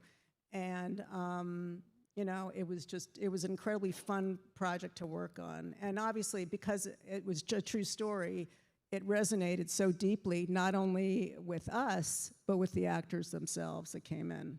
Angela, tell us about your experience on it. Obviously unique. We're all seeing how unique this was. You had never worked. None of us had worked on anything like this and never been done. Tell us your experience. Never before and never after. I realized after Band of Brothers I had peaked. Well, it's completely messed me up. Yeah. But the reverence with which each of the actors that came at us, I mean, it started when that breakdown went out, and there was a fury that did not let up for 6 months, and I've never seen that before.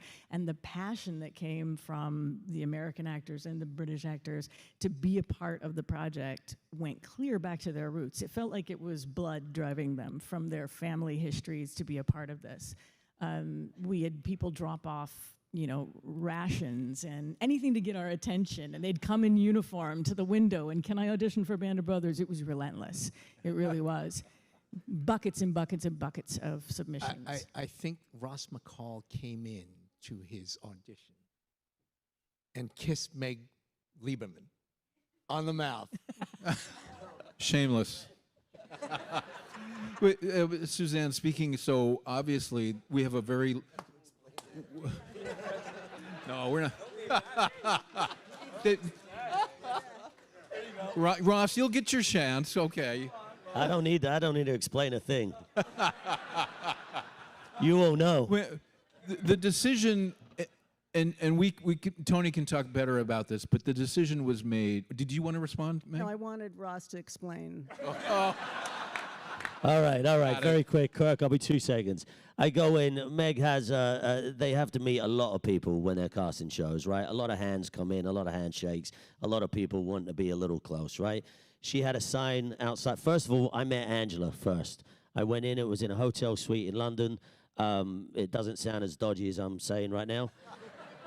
It was very nice, and everybody was there. And I met Angela, and I went in full American. I from day one, I was like, I'm not going to let them know I'm a Brit. This was pre-internet, so I could sort of get away with it somewhat. So I went in fully like I was from Yonkers, because I did a play about Yonkers, and so I went in with a silly accent. I met Angela. She then says, go in and see Meg. I go in, and Meg had this sign outside that says, please don't shake hands. So me being me at 24 years old, I went in and I said, hey, Meg, nice to meet you. I see we're not shaking hands. How about a kiss on the mouth? End of story.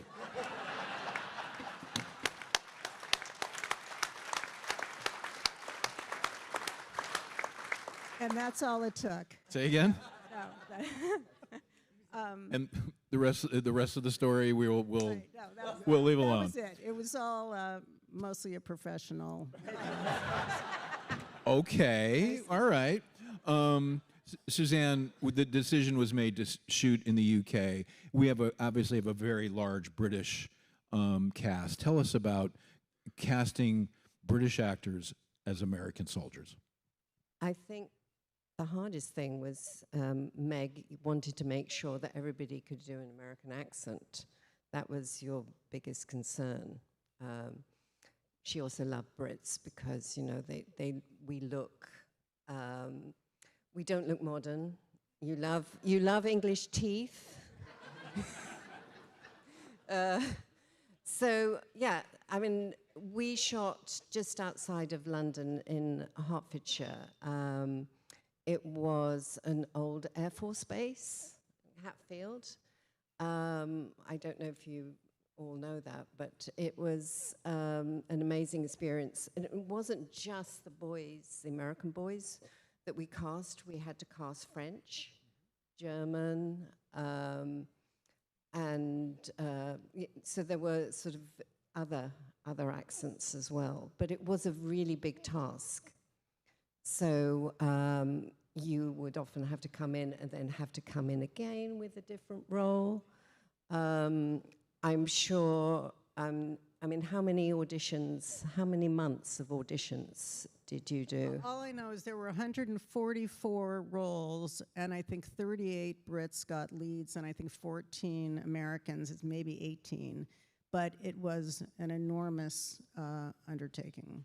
Yeah, you know, Kirk, I think Meg started in summer of 1999, and Suzanne came on 3 months later, 4 months later, and they kept casting. And through the shoot, we kept casting through the shoot.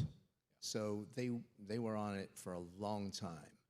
And I think one of the great joys of casting for Band of Brothers was, even though we were the most expensive miniseries ever, we never were asked by HBO to cast a big name actor. We had the privilege of casting the right actor for the right character. Yeah, and that was an edict. I mean, that was I mean, I know for Tom for sure, we didn't really want to. We didn't want it to be an there was one obvious exception in the cast, but we really didn't want it was you to about think the best actor. It was about the best actor, and that he wanted you to get to know that. He wanted you to get to know the character, not the actor. And I have to say, the reason that we didn't have to cast like that with the big names or to satisfy the studio was because we had Stephen and Tom. Sure. They were the ones who were going to market the show, and that took the pressure off of us, off of Meg and Suzanne and Terry, to find the best actors. And we were lucky enough to find these guys. Frank, Ross, Shane, all of these Yeah. people that Before. All right, Rick, we're gonna get there. Okay, I think I can't believe these. I can't. That's what you we're get gonna for get to sitting the. behind me. I have one last question for Meg, and then I definitely want to hear from the other side. Yeah. So again, and I remember when Damien was cast, and there was a little bit of a wait a minute, a Brit to play Mr. America. I mean, the other thing, the thing I should have mentioned when I compared Major Winters to John Wooden is they're both from Indiana, and so how do you get a classically trained British actor? Why did we cast a classically trained British actor to play Richard Winters? Well, to be perfectly honest, I did not want to cast a British actor as Dick Winters. No way. What did you say, Jimmy? Did you say something? Wow. It was really, it was basically, he was the guy. I mean, we saw other people, but no one was close. I mean, it was really, and Tony reminded me of of the story how he was in London and saw him. I wasn't there on that trip, I don't think. And you sort of had him in the back of your mind. And he kept saying to me, now I remember this, you kept saying, I got this guy, he's in England, and I'm like, no, it has to, and I kept trying to find an American, and just. Didn't you see him, or did Spielberg in Hamlet, right, on stage? Yeah. He wasn't playing Hamlet, he had a. Yeah, as a coincidence. was we brought Damien out. Sorry. We brought Damien out from London, and there was a big session with Meg and Tom on a Friday, I remember. And he came in probably 10th or 11th, and I had told him to stay American, like Ross.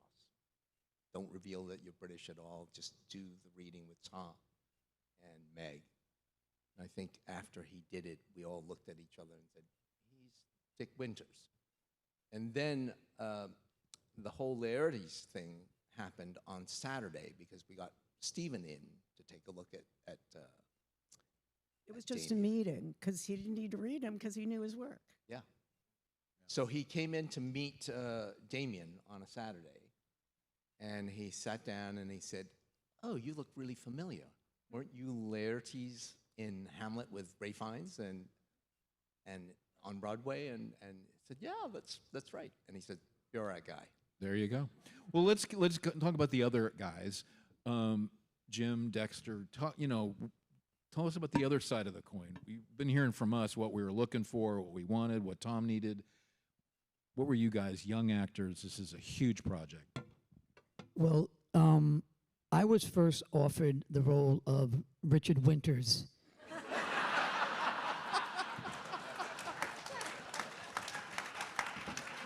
I did not want to work for scale, and so no. Obviously, a lot of you guys already know my story. I was a young street kid, and when my agency managers got wind of this and the breakdowns that Tom and Steven are putting together this epic show, I think every young man in Hollywood wanted to get in and be seen for this. My manager at the time knew Meg, and if we got time another time, she'll tell that story. But I almost lost the role.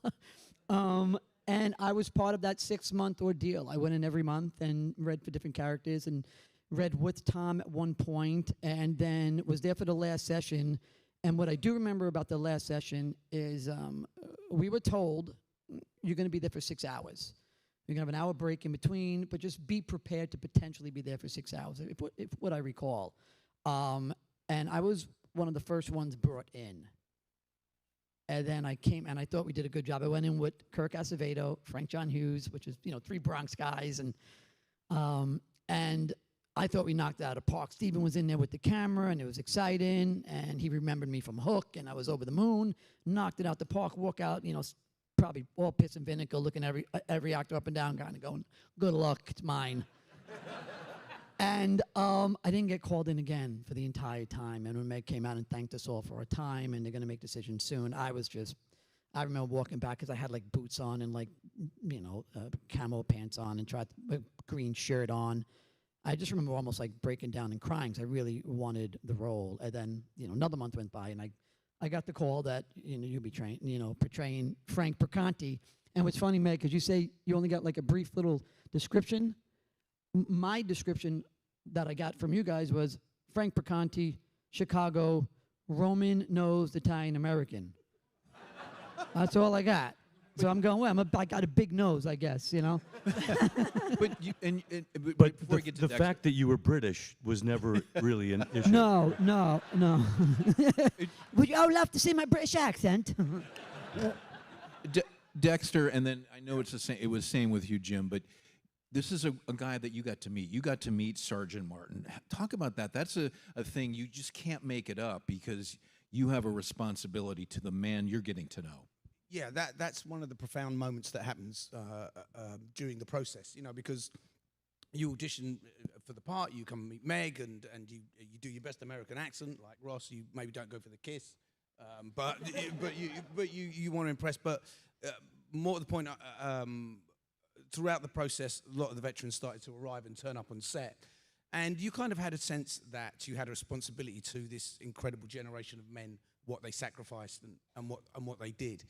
But meeting them and talking to them took it to a completely different level. I mean, we'd been through boot camp, and the captain, did his best to make us understand to give us some context of really what it was that we were portraying and what story we were telling. But when I first spoke to Johnny on the phone, I remember being on set. It was a blistering hot sunny day, and I think Garnier and Babe had already come and visited, and they were around, and of course everyone swarmed around them. They were big stars to us. They were very important people. But my own personal experience was when speaking to Johnny for the first time, was I kind of, there was so much I needed and wanted to understand about what his journey was. And so I said to him, what was your first encounter with the enemy? That was something that was a burning question for me. And after, sort of polite chit-chat and stuff, and he then told me a really personal and moving story about him landing with somebody else in France and hiding in a barn, and the French communicating with him that the Germans would come to collect milk in the morning, and so they hid up in the hayloft of the barn, and sure enough, these two young Germans came down the road to collect the milk that morning, and they shot them.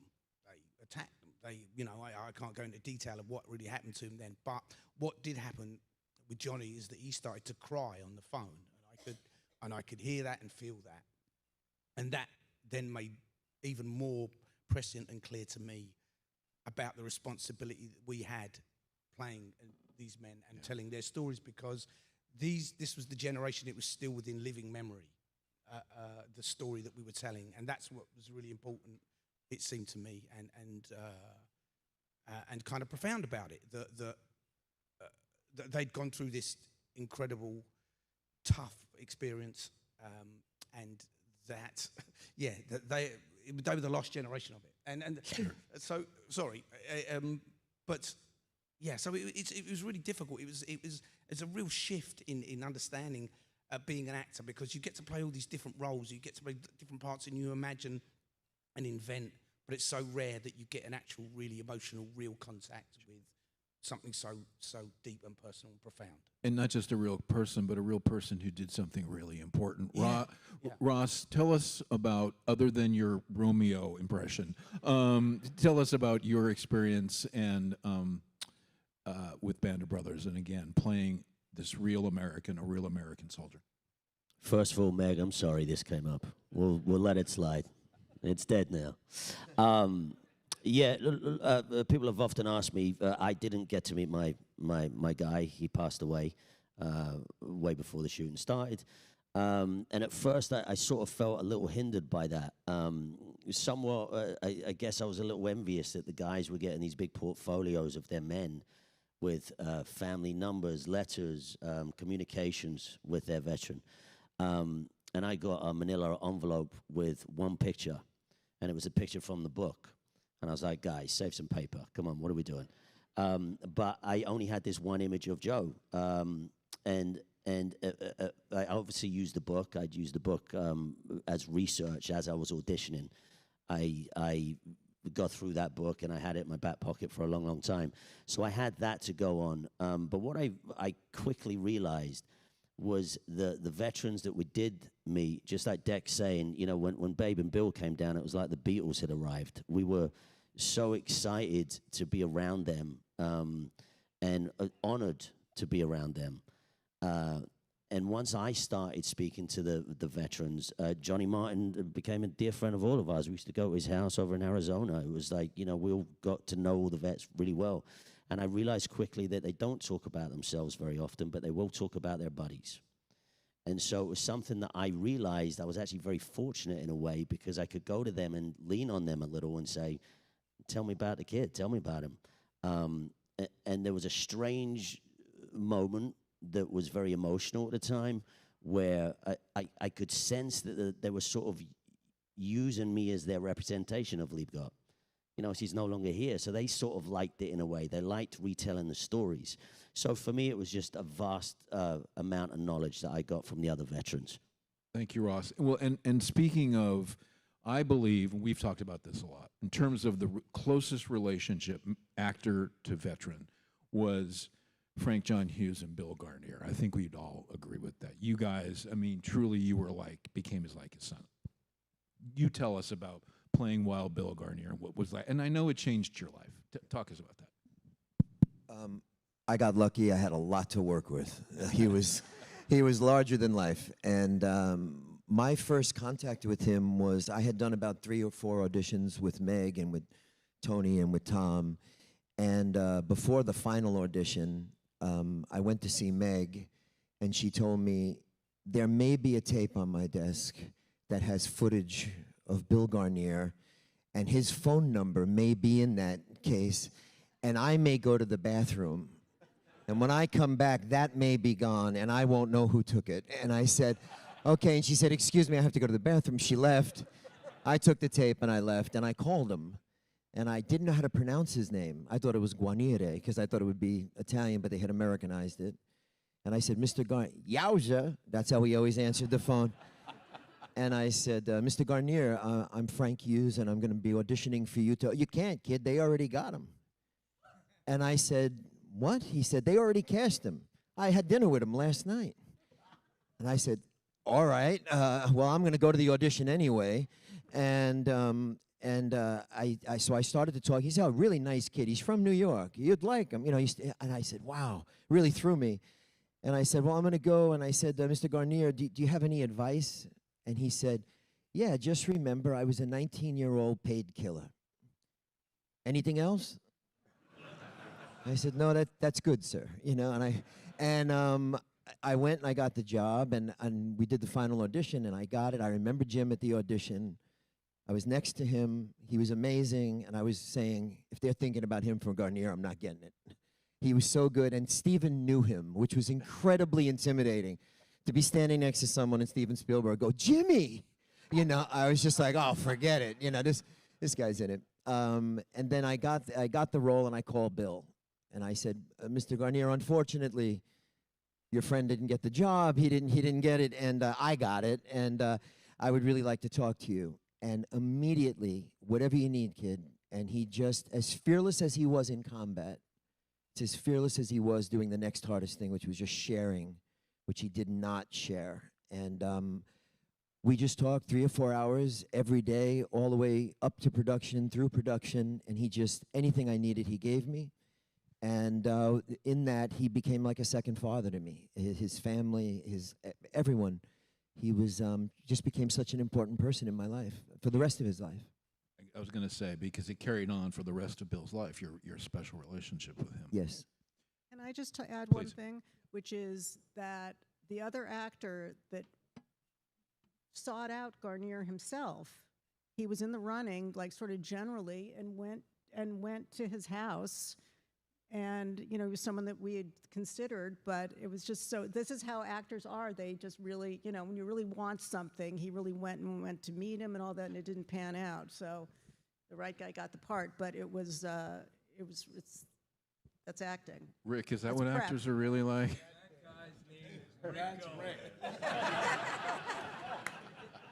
Rick, tell us about playing George Les.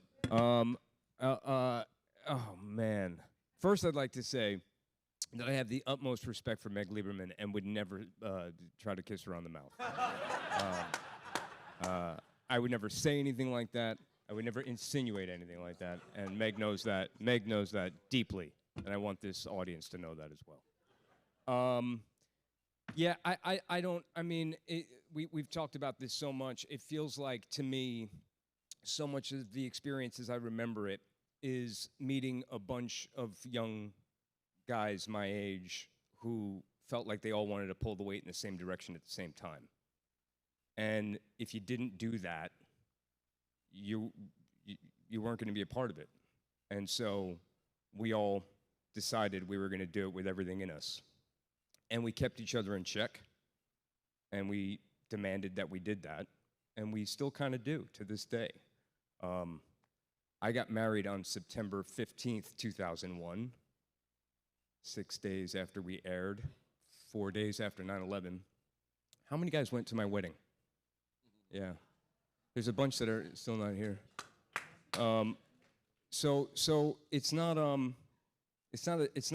thing we say, it's a thing we practice. This group of men, we stuck together. Those guys were the example of that. But it spilled all over the place, and it spilled all over us, and we're family. And so then we get to share that with you. So yeah, we can reminisce about all this. I mean, I have tons of. I had the best day of my life auditioning with Tom when I auditioned for Loves. I auditioned for a bunch of characters, but because it's Tom Hanks, you're auditioning with Tom Hanks. How is that going to suck? It's not going to. It's going to be the greatest day of your life. But really, the thing that weighs most on me as I get to sit on stage with these guys is that what we achieved together and what we held, the standard we held each other to, and the friendship we still have to this day. So Great. Thank you, Rick. Yeah. Shane, so you played Doc Rowe, and you're in several episodes, but episode 6, the episode that Bruce insists nobody. The one that nobody no, wanted but to. and I was talking to somebody last night. The really part of the genius of that idea, Bruce, I think, is that by making the medic, who at that point, I mean, that was different to even think to tell it through a medic's point of view and not a combat soldier, is that not only did it give us the Angel of Bastogne, but it forced our main character to go from foxhole to foxhole. So we got to incorporate so many different characters organically in that story. You're obviously not a Cajun, but you were asked to play a Cajun. Tell us all about that challenge. Wow. Yeah. Cajun. Yeah. I first of all, I had a kind of a healthy envy, if you like, because like Ross, Ro had passed away a couple of years before we shot. So seeing the other fellas being able to kind of connect, it would have been interesting. But I know because Chris, Doc Rowe's grandson, an old friend of mine now, I remember he told me that he used to get as much as, well, he tried to get stuff out of his grandfather, and he just wasn't a talker. So whether that would have changed later on, I don't know. But so my way in was to go through Ralph Spina, who was another 101st medic, and he gave me some great things. And this guy right here, Frank, who was like the soul connector.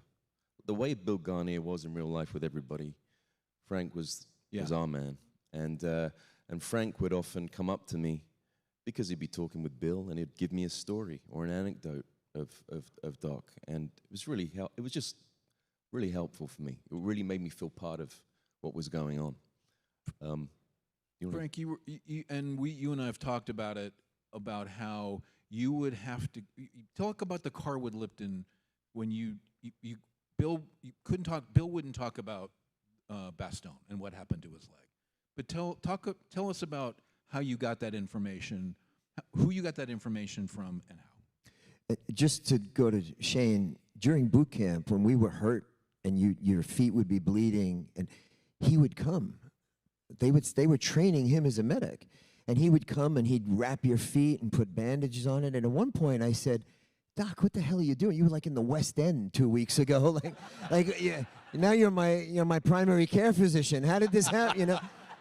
And no one doubted him. If you got hurt, you yelled for him. He came, he fixed you. It was amazing. Another credit to Captain Dye and how they were training us. When the scene came for Bill to lose his leg, Bill, of course, would talk about everyone else's bravery and not his own. So I called Carwood Lipton, who was a wonderful man, just a classy, elegant, wonderful guy.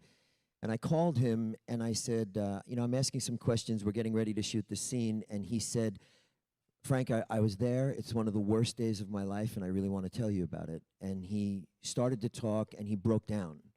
He just started crying. And I said, Mr. Lipton, we don't have to talk about it. I thought I'd call Don Malarkey or someone. I said, we don't have to talk about it. He said, no, Frank, I want to get it right. It's important to me.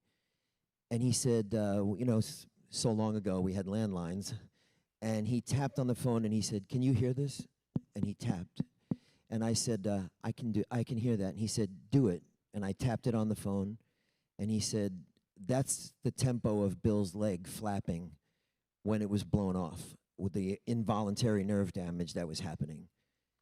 And I said, thank you, sir, and that's the kind of attention to detail that no one will ever get. No one knows that. But when my leg is flapping, it's the Carwood Lipton's beat. And that's how a first-person experience that's how intense the research was. And you times that by 1 million, everyone's got a story similar, or that's where it came from. We're gonna take some questions in a bit. So I want to kind of wrap up a little bit by asking each of the actors, how has this changed your life? Playing John Martin, Frank Briccani, Bill Garnier, Doc Rowe, John Liebgott, how has this changed your life? You all well-known, great actors, but this was special. I'm going to start with you, Jimmy. Yeah, well, it's given me purpose. I mean, that's all I can say. It's brought me lifelong friends, family. It's brought me to the beaches. It has brought me to the foxholes, to the cemeteries. It introduced me to the real men of Easy Company, and it's changed me forever, as most of you here know. It's a badge of honor, and I'm very proud to be a part of it. So, it's hard to quantify because you learn so much. But it is. I think it's like Jim says. The family that we created amongst ourselves is something that's completely unique to this job. But it's also just in terms of storytelling and how it's important to tell real stories authentically as possible. And that's there's an authenticity about everything that runs through right from the inception of Band of Brothers. Even you talk about it, that authenticity, that truth, that gives the whole show just this kind of evergreen kind of, you can watch it again and again and again. The detail is so rich. So just as a storyteller, which is what we are as actors, to have that and learn so much about that, but also the brotherhood that we've all really benefited from throughout the rest of our lives. Great, thank you, Ross. Yeah, I mean, it's immeasurable, really, the life change it gave all of us. I think we did all become the men after the show, really. It was such a huge part of my life, and I know it was for the rest of the guys. We remained in our veteran's name throughout the entire shoot, all of us. There was, 6 months down the line, we started to know each other's name, but really before then, it was just everyone knew each other as the character we were portraying. And to live in that skin and to live in their, stepping in their footsteps, wearing their dog tags, it is the greatest gift in so many ways. Frank has poetically said many times before, Meg didn't just cast a show, she cast our best friends. And to come out of that, and we've all gone on and done whatever we've done throughout the last 25 years, but that bond is unique. Even the history of the show, listen, I'm a Scotsman. I always say I'm a Scottish Catholic who sounds English playing an American Jew who speaks German. And Yeah, but you got the role because of your kiss. Let's face it. And so I had to learn a lot, you know, and I did, and it stuck with me. And Liebgott will forever be a part of my own soul, and I truly mean it. Frank? I Shane, go ahead. Yeah, no, I just wanted to. I know it was a lot of Cajun tapes, by the way. Right, okay. A lot of Cajun. But yeah, I think it just. I think just thinking about what they did, the sacrifice, the courage. For me personally, you just try to live well, be a good person, be there for others. Unity of purpose. I said this earlier on in a panel. You know, I have a family, I have 2 girls, and you know, you just try and you know, appreciate what they did, and you know, live your life and have a code of conduct that you know, respects what they gave. And yeah, I think on a personal and a professional level, you know, it was just overwhelmingly enriching. I've been able to meet so many people from doing it. A lot of you in this room, fascinating people. And I don't take that for granted. It was life-changing in so many ways that it's hard to solidify, but I'll never forget the experience. Rick?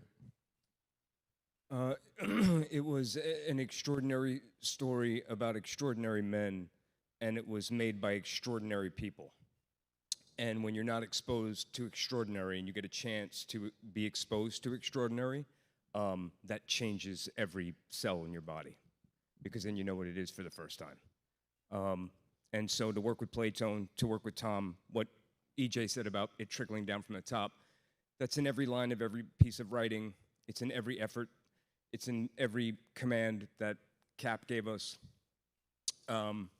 It's the care and love we put into it, and it's the stuff we still carry. So, you know, it's all of this.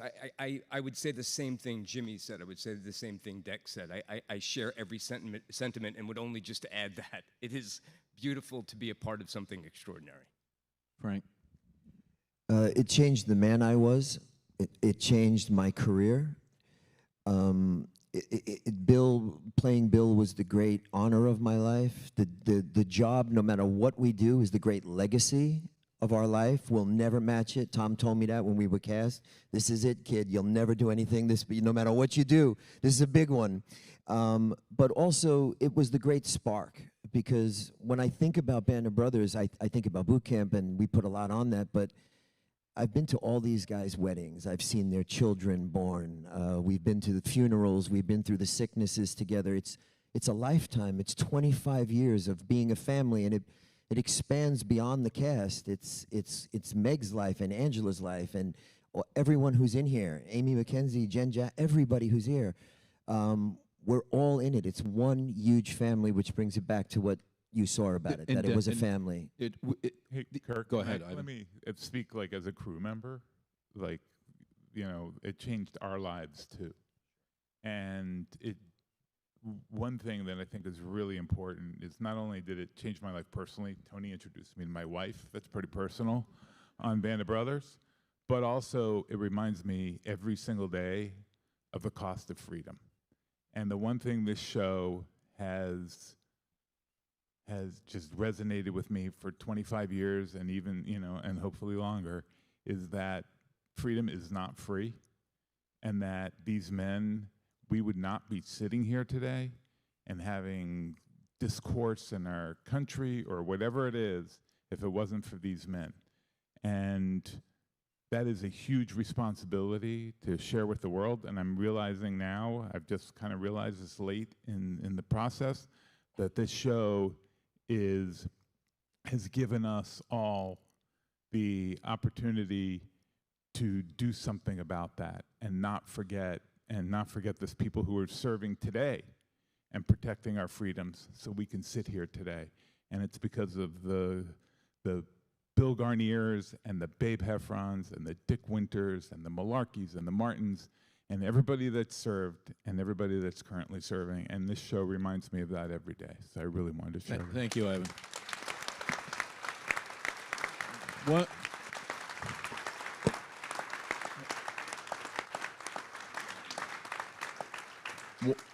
One last comment, then we're going to take some questions.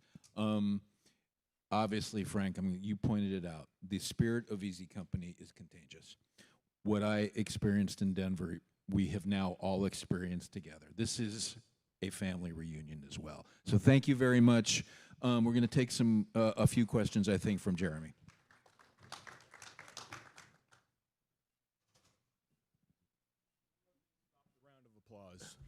Round of applause for our panelists, please.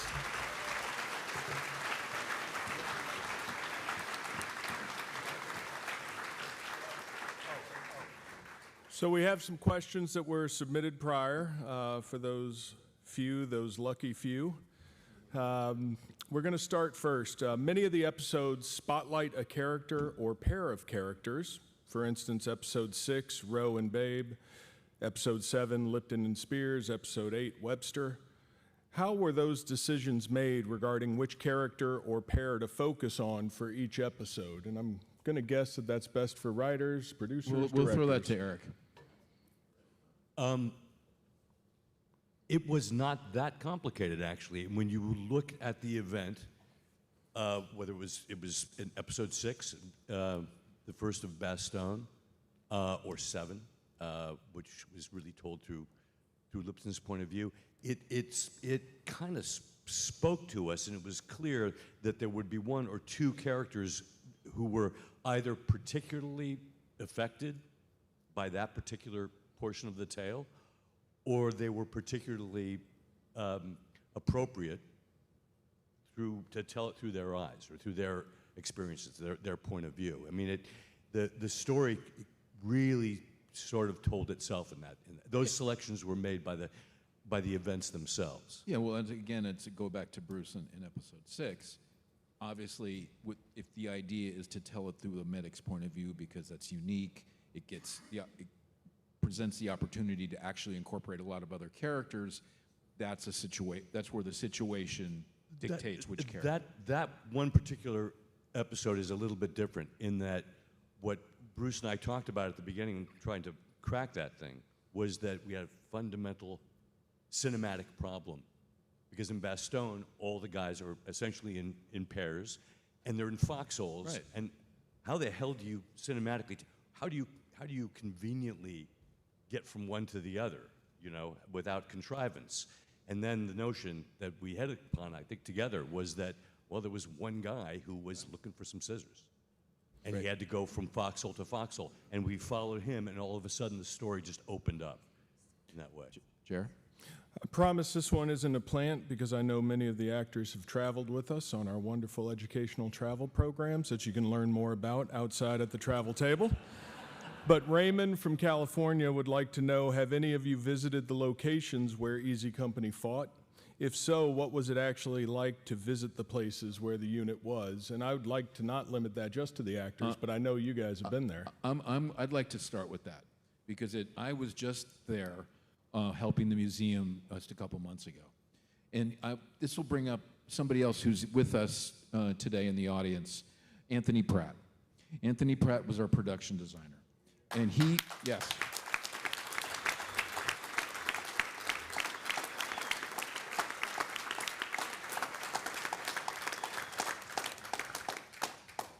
And I was just there, and I had never been to Europe many times, but I had never been to these particular spots. And two places in particular really struck me. One was on the dike in Holland, where the crossroads. And I thought, it was to the letter. I felt like I had been here before. It was deja vu because you had captured it and you had designed it and built it to the T of what it was. Later on that trip, we were in the Bois Jacques outside of Bastogne. And again, I felt as if I had been there. I had been there because of how you designed it, how you built it, and how you maintained it. So hats off to you, Tony.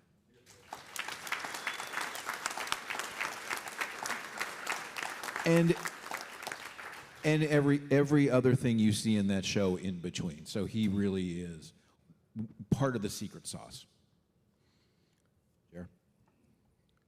I just want to add that as part of the preparation for shooting Band of Brothers, we retrace Easy Company's steps through Europe with Tom and with Anthony Pratt and with Ramey, our cinematographer.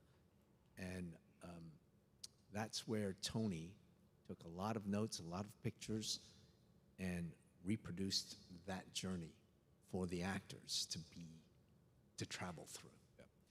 And that's the thing. There's so many people that go in that contribute to this. These guys are justifiably the face of the show, of course, but so many people have to do their jobs. We talked about authenticity. It's devotion, and it when you pay that close of attention, as Anthony obviously did, but everybody involved in the show, it does filter down. I think somebody said that earlier, because when you pay that, when somebody like Anthony Pratt plays that close attention to the seemingly smallest detail, who is not going to do that? I don't care if you're a producer, director, editor, PA. You are going to give your best. If someone like that is, and he's done his best, you better do it as well. That's what Dick Winters would say. So that's intentional. That level of that striving for authenticity. Chair. Jimmy, Ross, I had the pleasure of traveling with you all on our first Easy Company tour. Do you have any comments about those? Not necessarily our tours, but your walking over that ground, visiting the cemeteries. You sure this ain't a plant? You sure? It's about to be. Yeah. No, listen, it took my breath away. Jim and I have talked about this for a while. Since 2017, we started helping out with the museum. They came to us with an idea actually through Mike Cudlitz, and Mike then, spoke to us, and between the three of us, we said, yeah, this could be a fun idea. Let's go try it out. And we follow the footsteps of Easy Company from the UK all the way to Austria. It blows my mind. I think, echoing what Kirk just said, when I first saw the Crossroads, it was like I was back on the Hatfield set. Same thing as the Bojacs, couldn't believe it. So, Mr. Pratt, incredible work. Normandy, there's a lot of hedgerows, so I understand why we did that in the UK. But yeah, I mean, it's every time I've set foot in the places where the real men were, it's identical to the show. So kudos. Jim? Yeah, I mean, I echo what you guys said.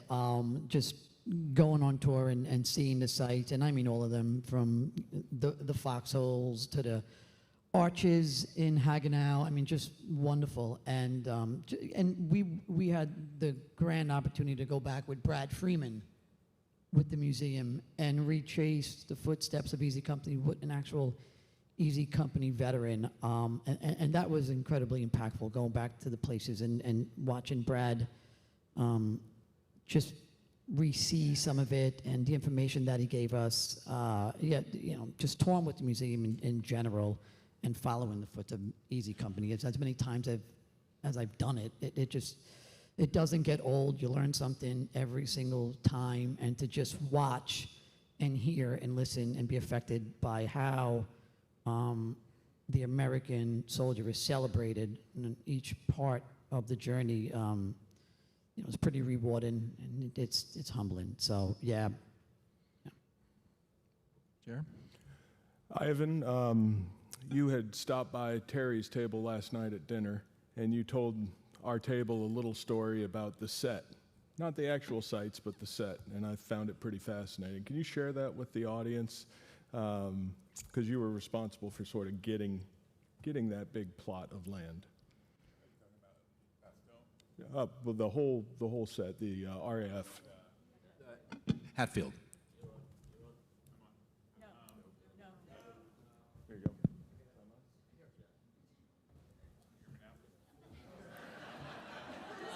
It's you. Can you hear me now?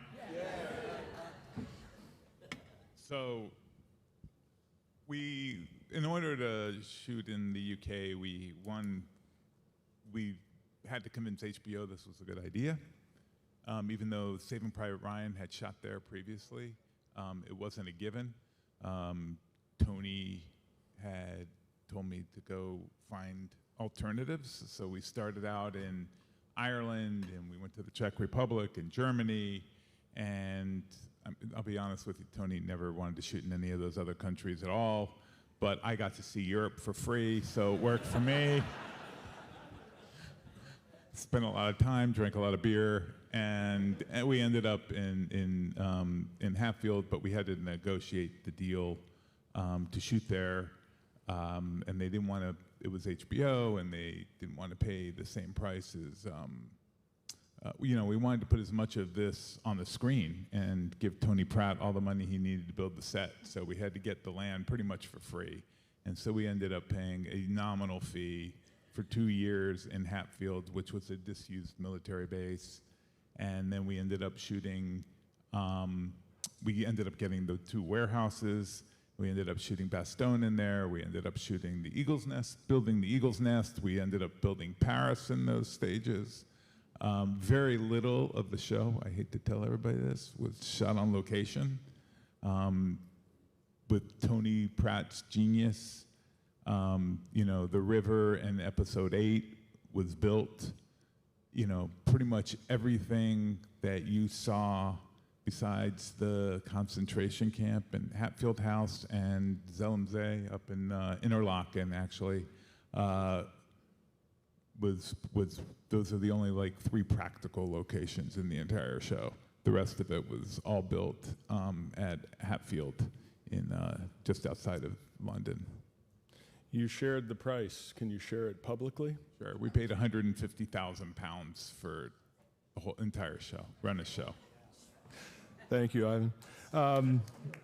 This last question is going to be for the actors specifically.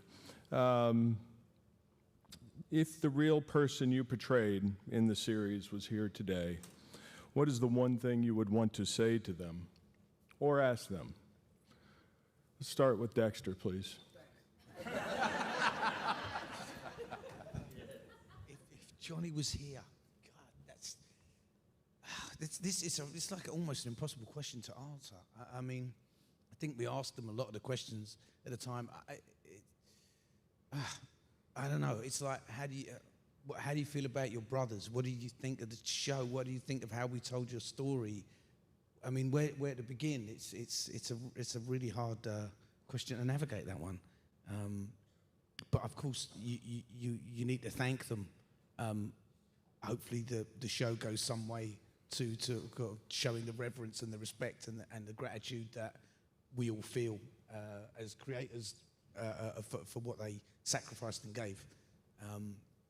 But that's a really hard question. I got to spend a lot of time with Frank, and I was young, and he passed away. So being a father and a husband now, I think I'd have a lot of different questions for him. Probably none about the war, to be honest. I think I'd ask him advice on how to be a good husband, because he was married for like 50, 60 years and was by her side to the very end, and he raised wonderful children and grandchildren he has. So he's had a beautiful family, and navigating that, I'd probably ask him if he would kindly give up his car at 96 years old and stop driving. I'd ask him where he wants to eat. I'd be a friend, because that's kind of what you wanted from these guys. You wanted their friendship, you wanted their trust, That was more important than anything. So yeah, I'd probably ask him some good old fatherhood questions. Thank you. Ross? Oh, wow, yeah, it is a toughie. Of course, the thanks would be the first thing that would come to mind. Thank him for who he was, thank him for his service. I would just hope that we made him proud. I think that's really as far as I can go with it. I think, like Jim's saying, I would perhaps ask it.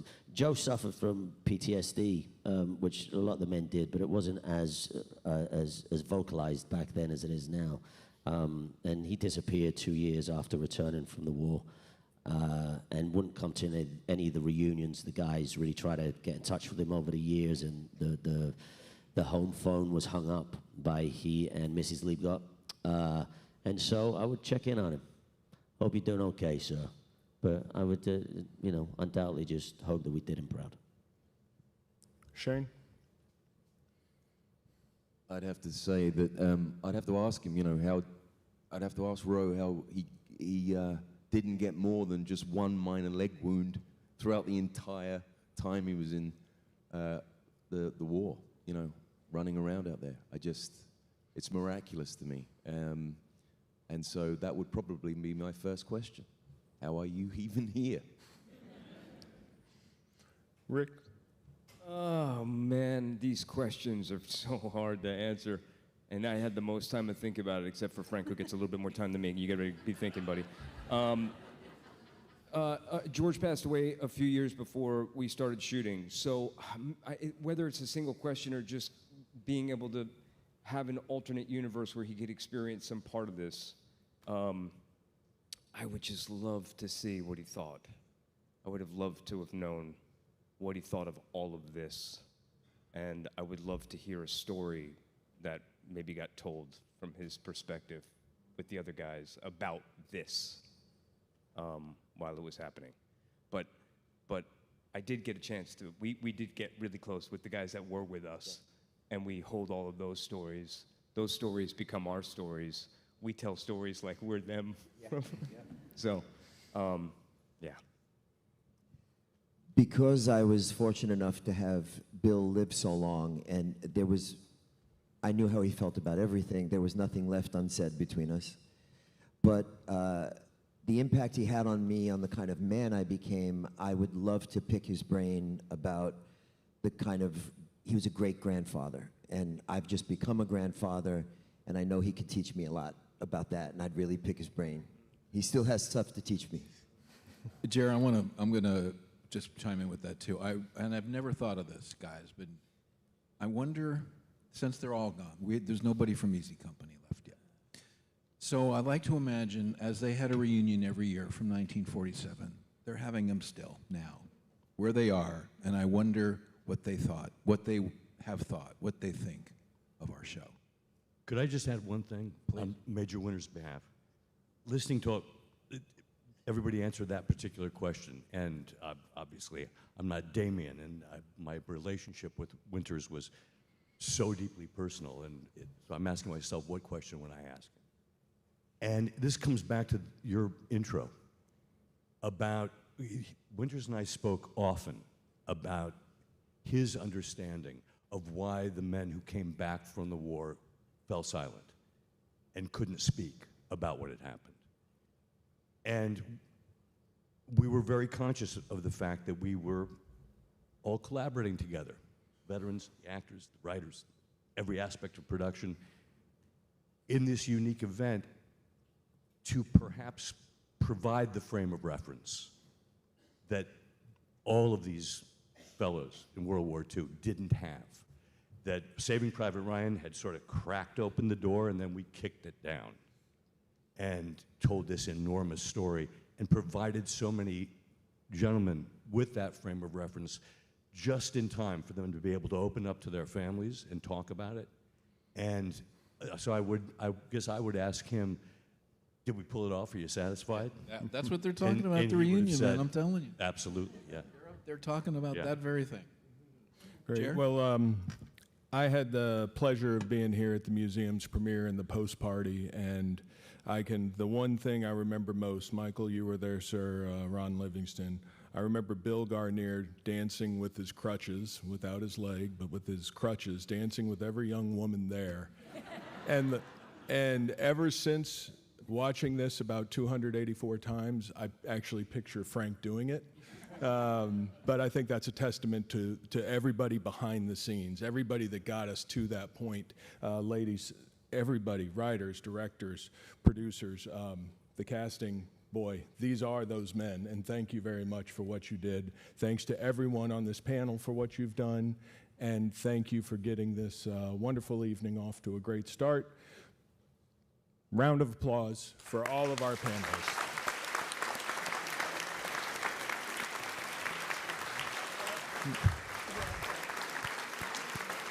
Thank you.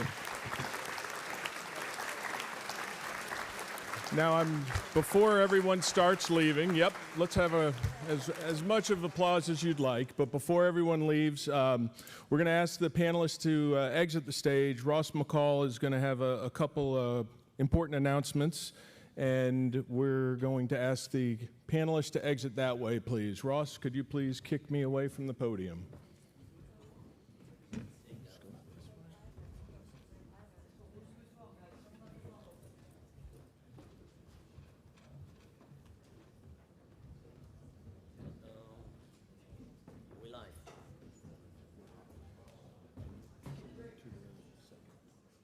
Yeah. Hi, folks. Thanks for sticking around. Weren't they great? Aren't they great? My boys, my girls. Wow. I feel so regal up here with like the box here. It's a bit different. So we're going to do something a little bit different. I'll be very quick, I promise you.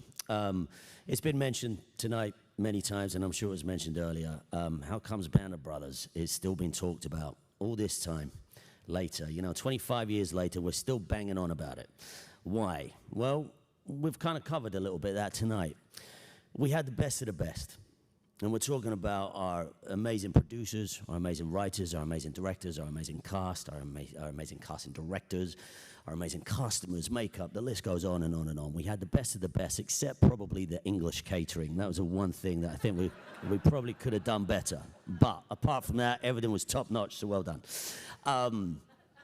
For us actors, if you were to ask us, what really helped us become Easy Company, we would probably boil that down to maybe 5 or so folks, in no particular order. There was Mr. Hanks, Mr. Spielberg.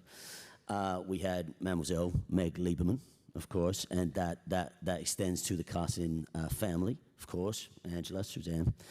Mr. Tony Toe, who you just saw up on the stage here. Tony was, yeah, please, yeah, absolutely, yeah.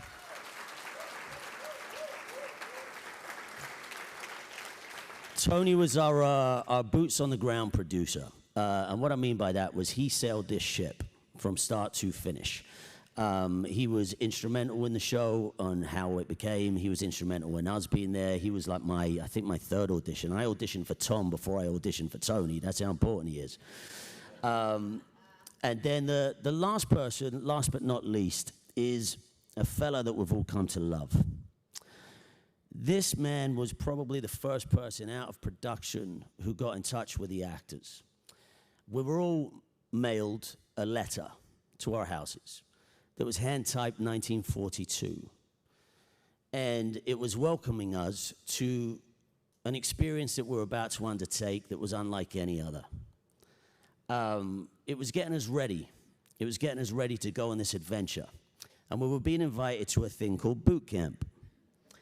Now, I wouldn't dare insult any of our military fine folks in the audience or who are live streaming with us. I'm not saying we did your basic, but we did a version of basic that was the toughest thing I've ever done in my life, but arguably the greatest. And I would like to think most of the men would echo that sentiment. Within this letter that came to our homes, there was a few instructions, not much. Random things, like we could only bring reading material that was of religious reading matter. We could bring a pencil, piece of paper. That was so that we could write love heart poems to our sweethearts back at home. We got told to bring a towel, army green. We were told that we could bring gym attire, so we'd have our sneakers, our hoodies, our sweats. But the rest of the time, we were gonna be in our military gear from the 1940s. Now, when we all got fitted in our wardrobe for Band of Brothers, boy, did we think we were the bee's knees. We looked sharp, we had helmets on, we had the jackets on, we thought we were the business. I've since seen Polaroid pictures of us when we had those uniforms, and we did not look the business. In fact, I looked like I was wearing my father's uniform at one point. So these uniforms, we knew, didn't fit us quite yet. And they certainly weren't going to shrink to us. We had to fill ourselves out to get into those uniforms. We embarked on a journey. We were told that this boot camp was going to be tough. Get ready. Suck it up. We went, a lot of people will talk about boot camp. Some people will say it's 3 weeks. Some people say it's 4 days. The truth is it was around 10, I believe. And those 10 days, like I said, were grueling. We were yelled at more than any human beings have ever been yelled at. And we sort of lapped it up and loved it. Every single man that went to boot camp took it so seriously. They understood the legacy that we were trying to show the world. We understood this story that was going to be on our shoulders. The man running this boot camp, he came with a reputation, a real reputation. But he and his cadre, they taught us everything. They taught us how to become men. They taught us how to march. They taught us how to drill, how to outflank an enemy. They taught us how to salute, how to be, how to walk, how to talk like easy company. We broke in Corcoran's with them. We learned how to throw hand grenades. I could strip an M1 rifle down in 2.5 minutes and put it back together again. Do not ask me to do it today. There's not a chance I would know how. But we figured it out under the guidance of this fella. I had a special relationship with him. He loved all his boys. He really did. And he knew what made each one of us tick. He knew what would break us down, and he knew how to pull us back up again. He started calling me a name that I hadn't heard before. Everyone on the show called me Lieb or Liebgart. I started getting called Bolt. I had no idea what Bolt was. And somebody told me who Bolt was, and Bolt was actually someone who was very important to him in his life. He was called Bolt because he kept the company together. Now, I am under no pretense that was me at all. All the men did their duty, and everybody held their own on this show. I was a little cheeky back then. Go figure. I used to get away with murder with this man. When he was yelling out orders or, chewing someone to pieces, I would make some stupid, dry comment. And kind of like my dad, he had a little smile because he knew there was no malice. He knew I was there to do a job, and he knew I took it really, really seriously, as did all the men. So that moniker I was happy to stick with. I'm still called Bolt to this day, and I love him for it. Boot camp was the reason that this show became what it became.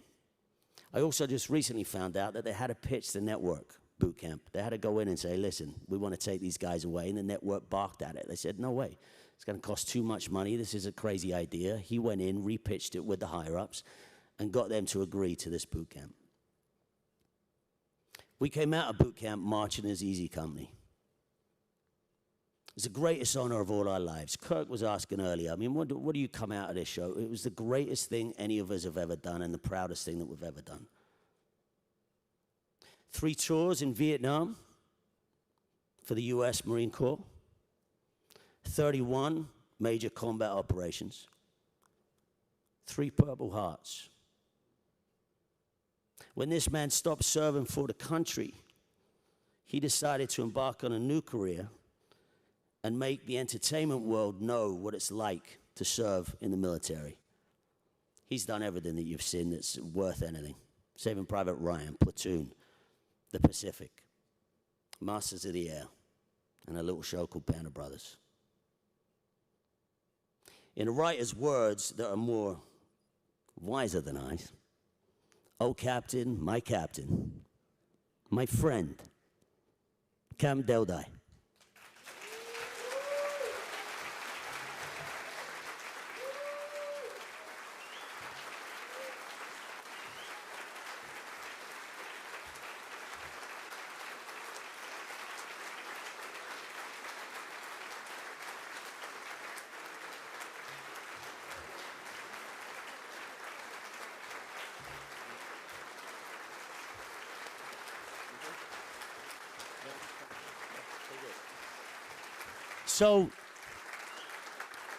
So our friends at the museum who we've partnered with over these years, they very gracefully allowed us to give this to Cap. And listen, he's not just getting a frame with a piece of paper. It's something a little more, a little more interesting.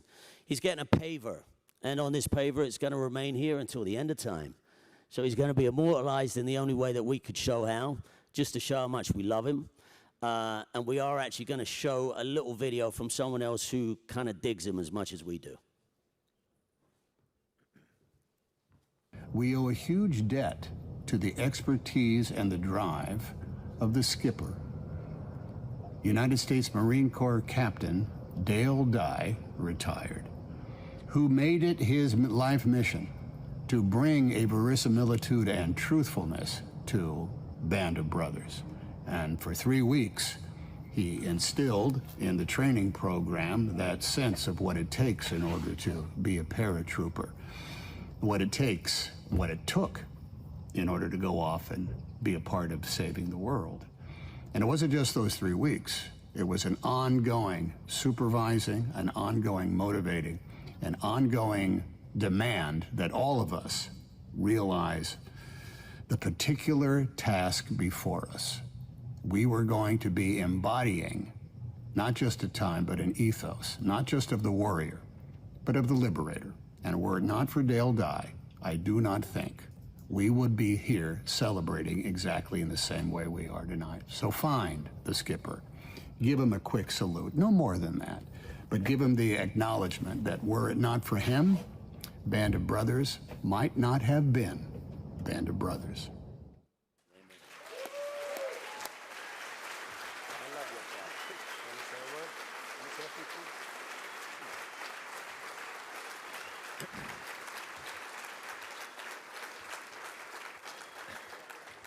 Well, for once in my miserable, misbegotten life, I'm speechless. But what Bolt told you is the truth. What I learned and what I brought, I think, to every production I've worked on is one principle of leadership. You have to love them to lead them. And I love them.